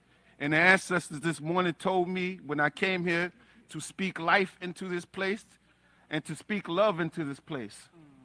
I want to speak life into my brother, our chairperson, and apologize because I was not attacking you. I'm attacking this process. And I'm saying that we as Africans cannot go into this process in the ordinary way that Europeans do. So I'm not attacking you, my brother. I love you. And there's nothing you can do about it, as my elder used to say. That being said, I also want to invoke some male energy in here. I am in the Lukumi tradition. In my house, Obatala is the Orisha that governs the head of my house, but not just Obatala, the young warrior road of Obatala. So we need revolutionary change, and we are playing with it. So I pray and bring him into this space so that we can have the change that we need, not just in this place, not just in other corridors of power, but for African people and humanity all over this world. I invoke each of our ancestors and our collective ancestors, most particularly in this 100th year of their birth, Malcolm X and Patrice Lumumba.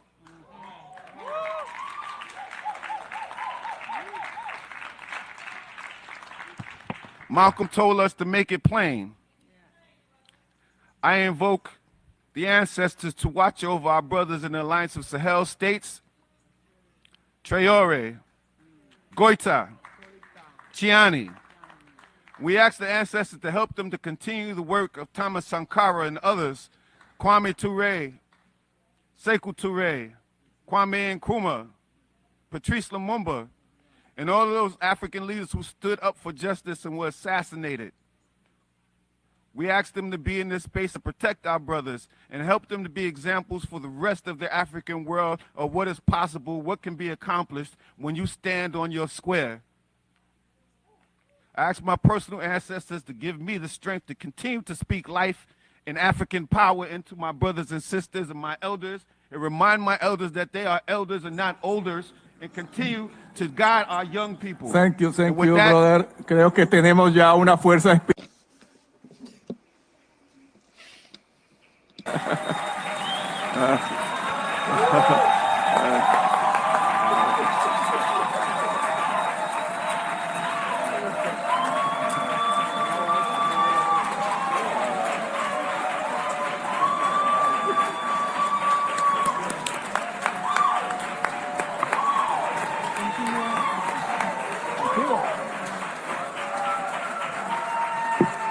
Muy bien, muchas gracias. Thank you. Thank you very much for reminding that this spirituality should help us in upholding these collective rights. We need this energy to fuel us in our fight. But let's also try to stick to the 2-minute speaking time so that as many people as possible can speak.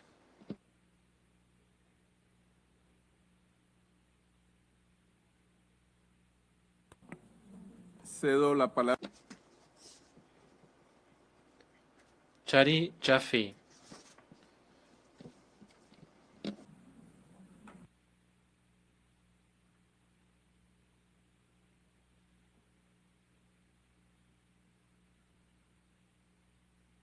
Ahí está Charif.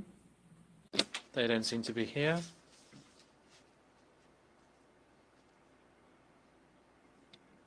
Wa Noguier. Excusa.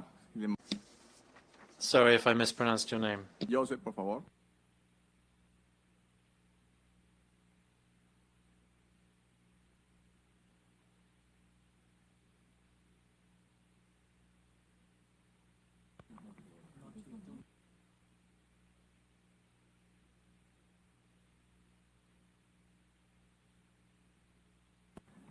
Tiene la palabra Shaquille Williams has the floor. Rob Front de Concrete.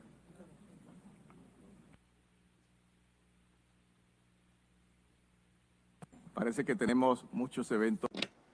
It seems that we've got lots of side events going on.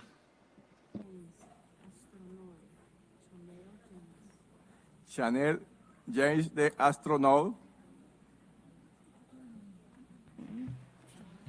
Okay, that's one. Yeah. Excellencies and distinguished participants, my name is Chanel James. I went from being a high school dropout to an earth scientist and astrophysicist. I found astronaut. Thank you.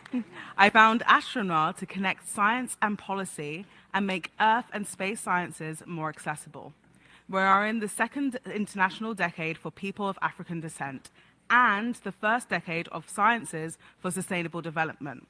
At Astronaut, we call for a civil society STEM advisory group within this forum to bring Afro-descendant technical expertise into policy conversations, a reparatory justice framework that includes science-related equity, the allocation of a dedicated portion of climate finance to support Afro-descendant women, an emphasis on accessible STEM education for Afro-descendant youth, especially girls, and youth representation from the Permanent Forum at the COPs. Education is reparatory justice. Without inclusive STEM education, our communities remain excluded from shaping solutions. Our ancestors built pyramids, tracked celestial systems, and mastered engineering long before colonial narratives. Yet today, educational disparities persist. In the UK, black students comprise of 8% of undergrads, but only 2% of PhDs and 0.4% of STEM professors. In physics, the gap is even wider. This is not about talent, it's about systemic barriers. Our Afro-descendant women are on the front lines of crisis and care. Whilst more enter technical fields, disaggregated data is essential to understanding gaps. Additionally, Afro-descendant women and children are most affected by pollution, water scarcity, and climate displacement, yet ancestral knowledge and youth contributions remain excluded from global policy. And we must also talk about space. African space agencies and generally Afro-led technical organizations are historically underfunded. Satellite data, space tech, and AI are tools needed to leverage disaster response and resource access. As Dr. Mae Jemison said, the future never just happened, it was created. Let's create a future where science and technology serve all of our communities. Thank you.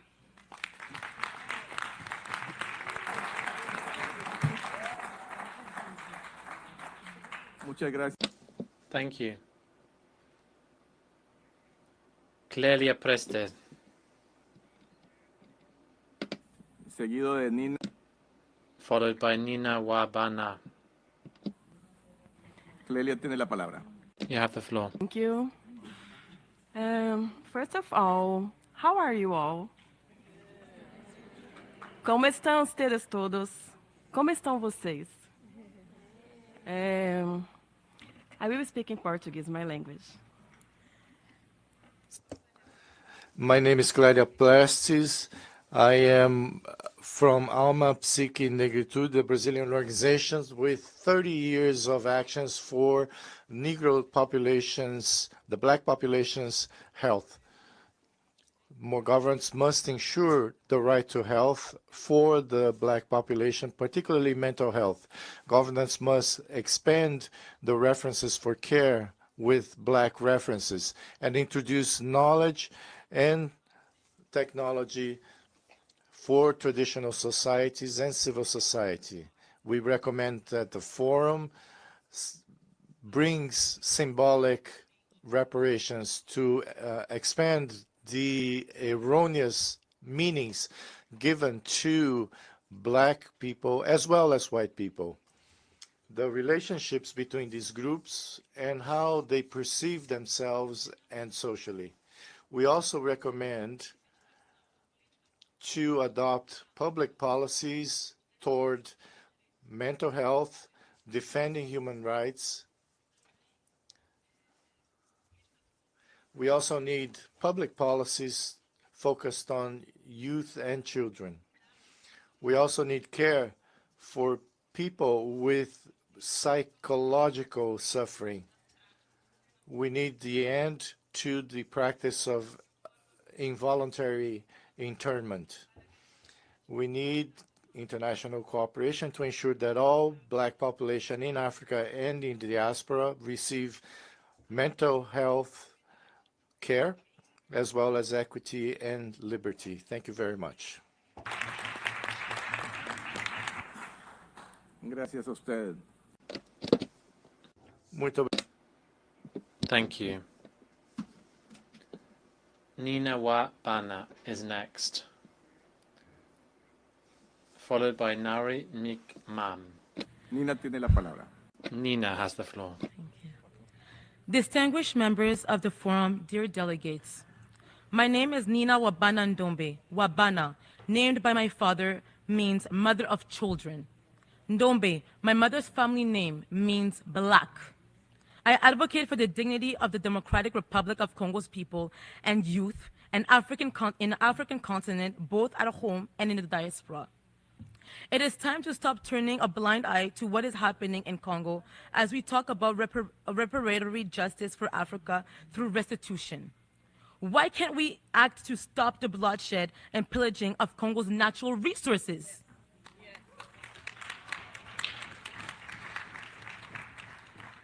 In the east of DRC, where my father is from, in North and South Kivu, our women are raped, tortured, our men humiliated.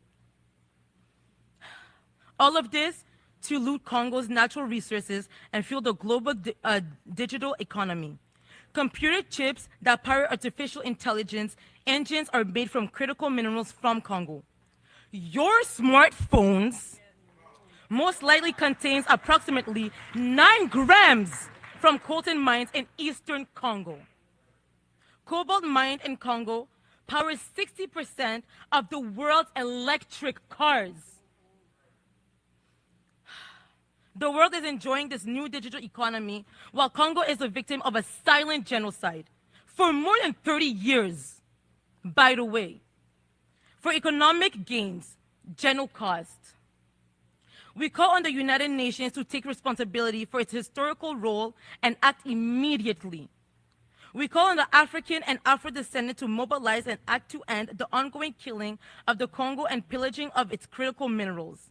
With these recommendations in mind. 1. Guarantee Congo's economic and digital sovereignty in artificial intelligence and emerging technologies. 2. Reintegrate child soldiers through education and mental health support and release funding so that our youth in African and diaspora can establish an official network with the UN to preserve our culture, rebuild our country, and restore our educational system. Congo is not broken people. It is a people standing tall, a people refusing silence. Frantz Fanon famously said, Africa is shaped like a gun, and Congo is the trigger. If that explosive trigger bursts, it's the whole Africa that will explode. Nakupenda sana Congo. Mukezolange mingi Congo. Nalingaka yoe mingi Congo. Jimukunanga Congo.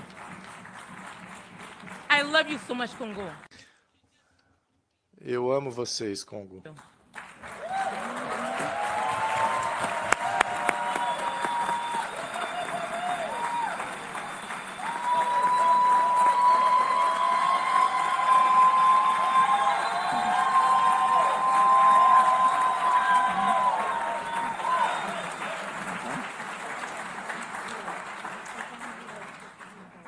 Muchas gracias. Thank you very much. Solidarity with Congo. Maori Migman has the floor, followed by Christian Lambag. Maori has the floor. Greetings, family, Ubuntu Connected family. I speak today on behalf of the Kingdom of Kush.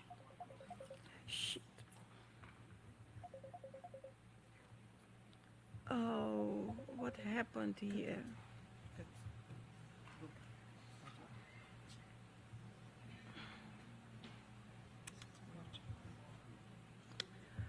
I speak today on behalf of the Kingdom of Kush and the African Union, African Diaspora 6th Region High Council, the Croatsa Foundation from South Africa, the National Platform of the Dutch Slavery Past Year International, the National Reparation Commission, the Netherlands, European Pan-African Coalition on the People of African Descent, the Institution of Financial Unity, the Europe Pan-African Forum for People of African Descent, the Europe Pan-African Coalition on Reparation, the Guyana Reparation Commission, and many other civil society organizations, Pan-Africanist scholars and activists.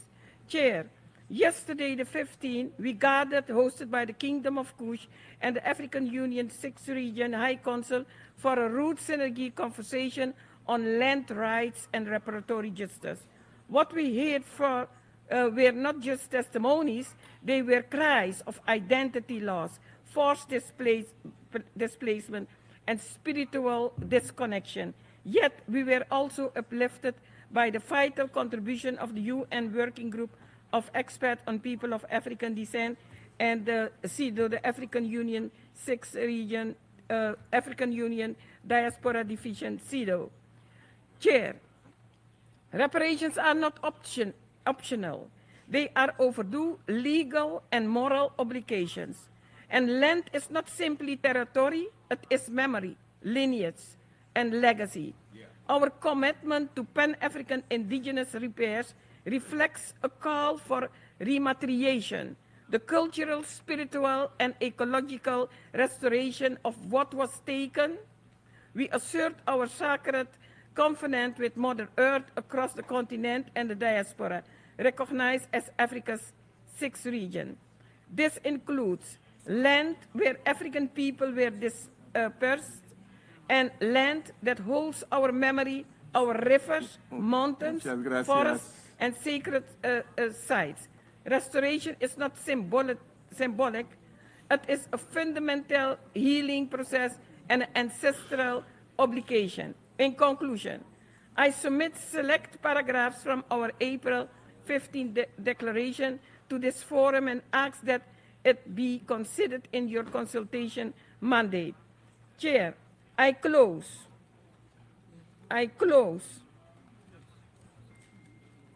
Gracias. I close with Thank you.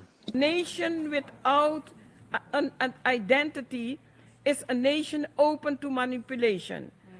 Who defines us? Who defined terms like diaspora, colored, Khoisan? These questions must guide our truth-seeking and justice-seeking work. The coup and San in South Africa, peoples, like many across our family, have endured over 400 years of this position. This cannot continue, and we call for urgent attention. Thank you very much. On reparatory justice. Muchas gracias. Thank you. Muchas gracias.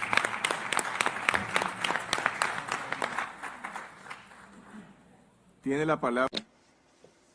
Christian Lambag has the floor next, followed by Mark Thompson. Christian, tiene usted la palabra. Christian, you have the floor.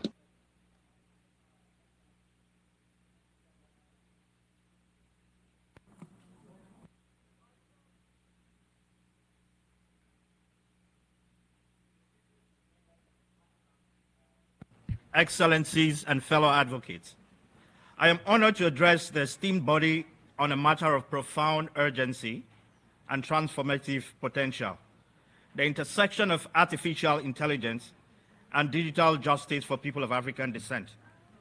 Today we are confronted with a paradox. While artificial intelligence offers unprecedented opportunities to advance human development, it also risks deepening existing inequities, particularly for historically marginalized communities, including people of African descent. It is not neutral as it reflects the biases, blind spots, and power dynamics of the societies in which it is developed. Without intentional guardrails, this technology risks replicating and amplifying patterns of systemic racism, exclusion, and dispossession. Technology can also be used to restrict human rights.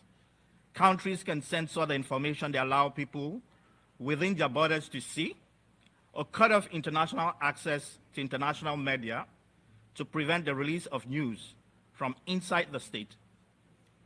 Strict intellectual property protections can prevent access to scientific and cultural advancements. Many people around the world continue to lack access to information, living from increasingly marginalized the economical and cultural mainstream. Across the globe, algorithmic systems are increasingly used to make decisions about employment, education, healthcare, policing, and border control. Yet, studies have shown that facial recognition systems misidentify Black faces at higher rates, that credit scorings and hiring algorithms disadvantage African-descended populations, and that predictive policing tools disproportionately target Black communities. These are not isolated technical glitches. They are symptomatic of structural injustices embedded in data design and development. Moreover, in many countries, including on the African continent, AI is being deployed for mass surveillance without adequate regulation, consent, or redress mechanisms. This undermines digital rights, privacy, and civil liberties, especially in areas where democratic standards are significantly fragile. We must also confront the emerging threat of digital colonialism. In an age when data is the new oil, people of African descent are often reduced to data points, mined without their knowledge, processed by systems they do not control, and used to generate profit they do not share in. The majority of African nations remain technologically dependent on a handful of tech giants, creating asymmetrical relationships that undermine sovereignty, innovation, and self-determination. True digital justice demands technological equity, the ability not only to access and consume technology, but to build, govern, and benefit from it. To respond to these challenges, we must imagine and implement a digital justice framework rooted in the lived experiences, histories, and aspirations of people of African descent. This summarily includes inclusive governance, data sovereignty, ethical standards and accountability, investment in African AI systems. Muchas gracias. Excellent. Thank you. We are not merely asking for inclusion, we are demanding transformation. Thank you very much. Muchas gracias. Thank you. We hope to receive your full statements in writing, and you can then just give an abridged version to stay within the 2 minutes. The next speaker is Mark Thompson, followed by Benjamin Chavis.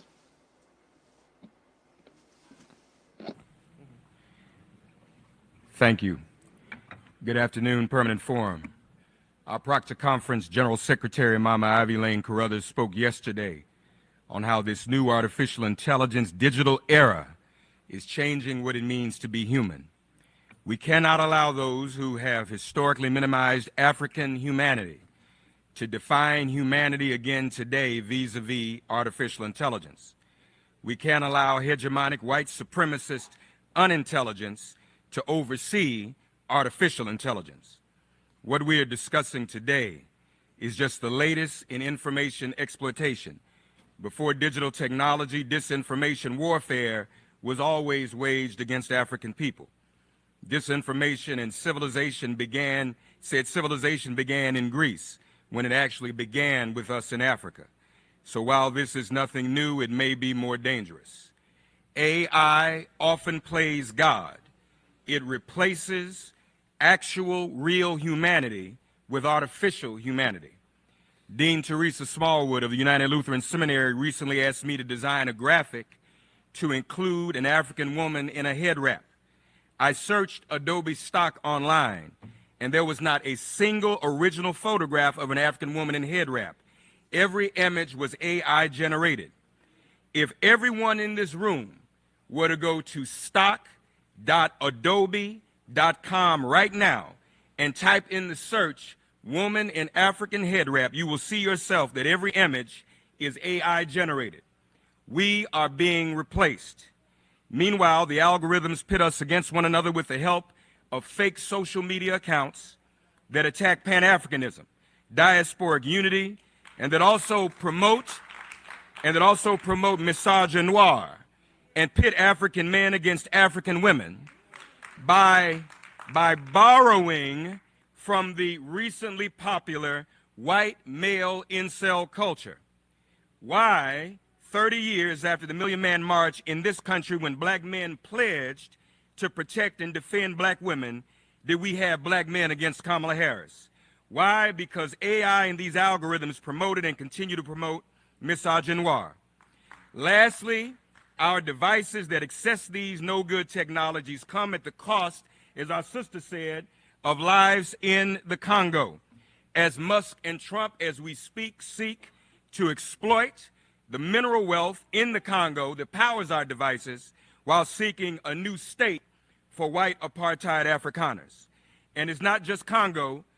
Musk's AI factories commit environmental racism by polluting air and water in communities of color. Even in technology, the reparations bill is growing. Permanent Forum, Africa is the foundation. We were the first humans created on Earth. And so we must be at the head of the table in any technology that attempts to define humanity. Lastly, with AI manipulation and exploitation, we are witnessing the desperate last breaths of white supremacy on life support. Permanent Forum, all that is left for us to do is pull the plug. Thank you.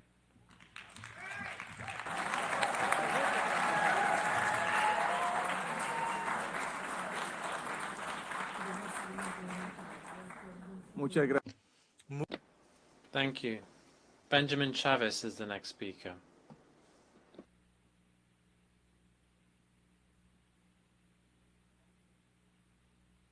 Agora damos a palavra a Benjamin Chaves.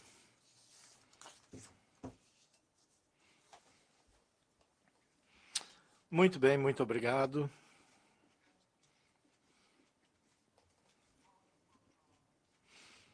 Respeitados todos os protocolos, falo hoje em nome da Associação Nacional de Editores de Periódicos. Obrigado à conferência por assegurar a nossa presença aqui hoje na 4ª sessão do Fórum Permanente da ONU para Pessoas Afrodescendentes. O enfoque na inteligência artificial e na equidade digital é urgente. Today, where there continues to be what is referred to as so-called mainstream and national and international media companies that systematically undergird racism and imperialism against the interests of people of African descent.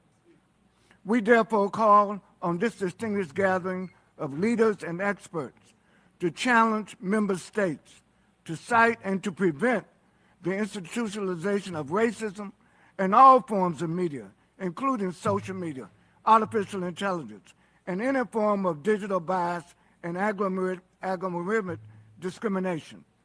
We cannot trust nor entertain the notion that former and contemporary enslavers will now use AI and digital transformation to respect our humanity and fundamental rights. Lastly, we call and we recommend that a priority should be given to the convening of an international collective of multimedia organizations and digital associations that are owned and developed by Africans and people of African descent. Basta the crimes against our humanity. Basta racism. Basta imperialism. A lucha continua. Victory is certain.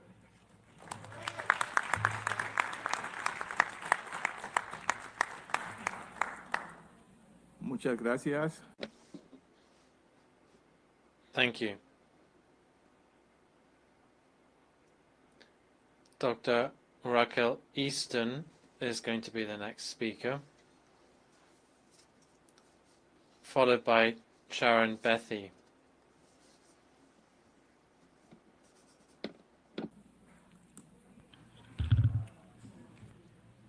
Representing Association of People of African Descent of Guyana. Distinguished delegates, artificial intelligence is not a neutral tool. It is shaped by those who built it, and too often, those builders do not see us. The data that powers AI reflects centuries of systemic racism. The algorithms it runs on inherit the inequalities of the world as it is, and not as it should be. In this reality, people of African descent are still fighting to be fully seen, heard, and respected. From facial recognition systems that misidentify black faces to predictive policing that criminalizes our communities, AI is not just reflecting bias, it is deepening it. Let's be clear, AI is already making decisions about who gets jobs, who's approved for loans, credits, who is targeted by surveillance, and who is imprisoned. At every level, we're at a structural disadvantage because we never imagine as the default user. Even in the Caribbean, where AI policy is emerging, we are not meaningfully protected. There are no binding safeguards against the extraction of our data, no firm guardrails against digital colonization. That must change. We're not asking for inclusion, we're demanding transformation. We demand the criminalization of algorithmic discrimination. We demand data sovereignty. We demand epistemic justice. Afrocentric knowledge, languages, and values must be recognized and founded in the AI development. We demand global accountability, that the UN must lead in establishing a binding framework to regulate AI use in the public sphere and sanction its misuse. We trust that our statements that are being said here today are not just used for entertainment, but that the UN act on our demands and cries to improve the lives of Africans. This is not a call for fairness, it's a declaration of digital justice. We are not passive users of technology, we are builders of the future. And if AI is to shape that future, it must belong to us as well. Thank you.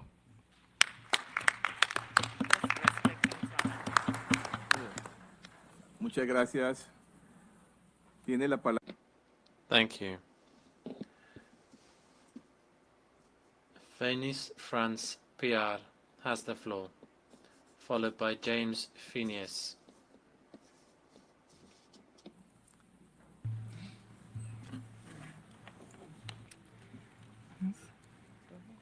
Good afternoon. Bon tardi. My name is Fénis France Piar, and I am representing the Strong Women group from Bonaire on behalf of the Bonaire Human Rights Organization. I am a born Bonairean from an island just 50 miles off the coast of Venezuela. I speak Papiamento, a language born from the hearts of my African ancestors and one of the oldest indigenous languages that survived the brutal force of colonialism. As an educator and a proud daughter of this island, I stand before you deeply concerned as the school system imposed by our colonial rulers threatens to indoctrinate our children, children of African descent, into a structure that disregards their roots, their identity, their cultural values, and their knowledge. Since Bonaire was annexed as a colonized public entity of the Netherlands on 10-10-10, we have lived in an illusion of progress. Not everything that shines is gold. On the surface, development appears promising. New buildings, European systems, modern labels. But beneath it all, our people are being pushed further into cultural discrimination. This Dutch imposed education system may look impressive, but it's still failing our community. AI in Bonaire, we can't even talk about AI. We are still struggling to have a stable and affordable internet in schools, especially at the only high school we have in Bonaire. But what we can do today, after 250 years, our ancestors pay a high price for our dignity and survival. Our recommendation, decolonize education, decolonize Bonaire. Let us rise for mental and cultural emancipation. Let us teach our children who they truly are. Let us reclaim our identity with pride and purpose. Dank je.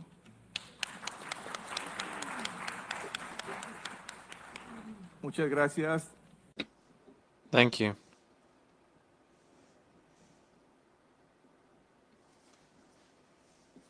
The next speaker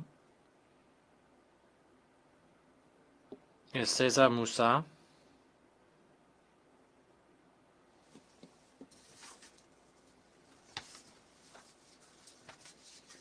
Cesar de Mamoussa.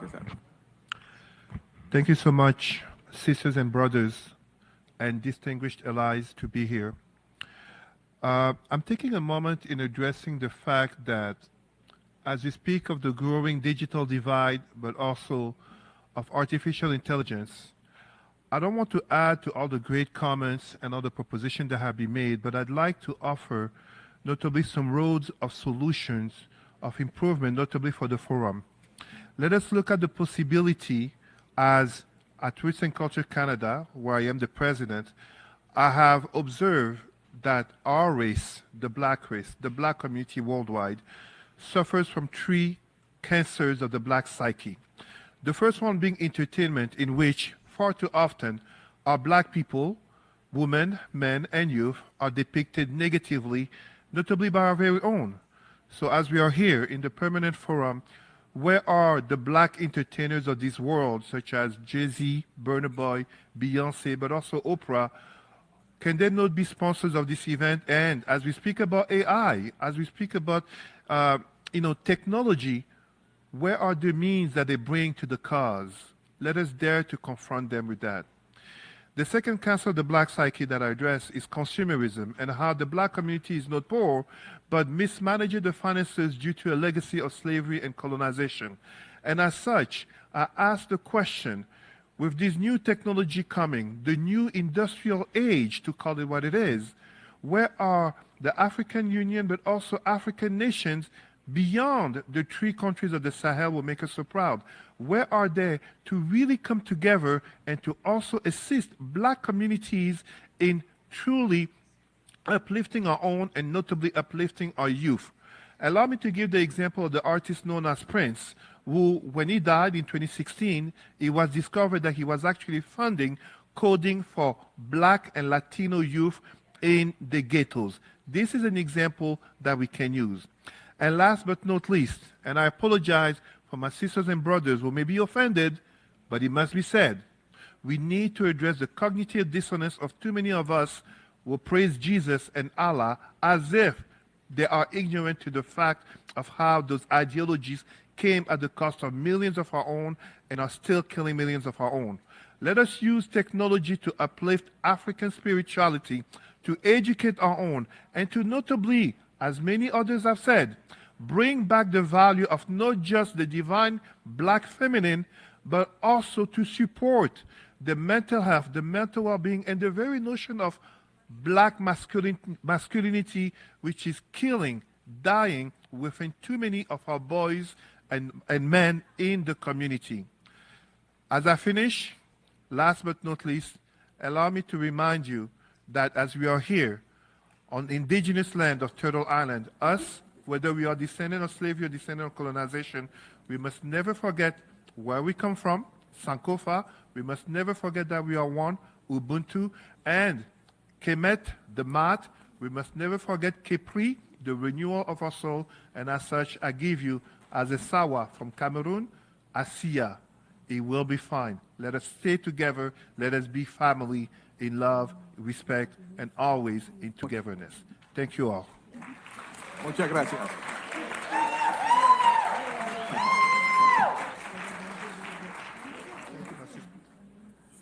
Tiene la palabra Tambuk Modi is the next speaker. Buenas tardes. Ante todo, quiero agradecer a mis ancestros y... Good afternoon. I would like to thank our ancestors for allowing us to speak here now. Before anything else, I'd like to say that I am the rebel of my family. Whenever we have to have difficult conversations, it's me, it's I who speaks out. Some people say that we are wasting time here today. And it's not just me saying that, it's my relatives who are wondering exactly what we are achieving. Since last year, the forum has been falling into the same trap. We're not putting boys and girls at the heart of our discussions. Our enemies have prevented us from doing this. First of all, by preventing us from rising up. And secondly, they have held us down for hundreds of years. And you can imagine what I'm talking about if you heard the lady who spoke just before me. The chairman. Pisar, I would please ask you to refrain from referring to other speakers in that way. My recommendations, says the speaker, are the following. We need to have a genuinely strategic vision of how we can be liberated. Secondly, if you want to get rid of bias in the digital era, then you have to solve the problem of Congo. You have to solve the problem of South Sudan. You know where these minerals come from. You need to think about the children of the Congo. You need to make sure that our African brothers and sisters can live freely, because those who control resources control AI. Thank you. Gracias.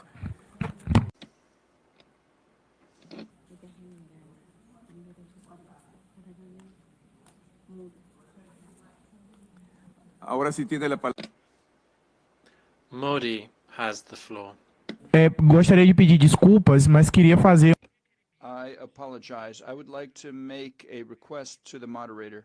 We have here at the forum Ms. Alessandra Santos de Almeida, representing the Federal Council of Psychologists of Brazil. And since yesterday, even though she registered according to instructions, she's been trying to talk since yesterday. She can't because her name disappeared from the list. I would like to ask that the table please make available time so she can speak, representing over 500,000 Brazilian psychologists. Thank you.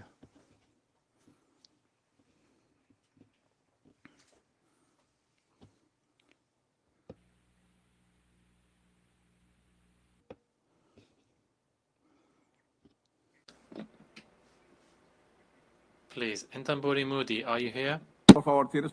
Go ahead.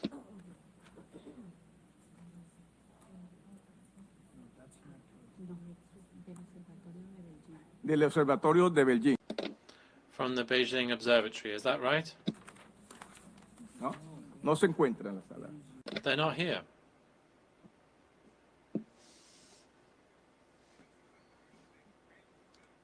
From the Belgian Observatory.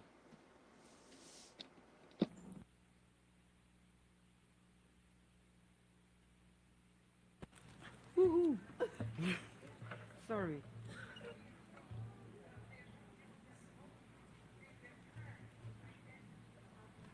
Oh la la. Hold on, because That's me. here I'm coming. 4, 3, 3, 3. Okay. Ah, thank you, Cher. Sorry for the disturbance. Happens when you're canceled and booked again and canceled and rebooked. Dear folks, I'm going to be very brief, talking on the obligation of reparation as a common and shared responsibility. Je poursuis en français. Let me continue in French. On the principle of reparation is not just about the institutionalized states, but also concerns those who directly or indirectly benefited from the slave trade. The legal and moral imperative of reparations has several dimensions, 3 main of them: reparatory justice, institutional reform, and historic recognition.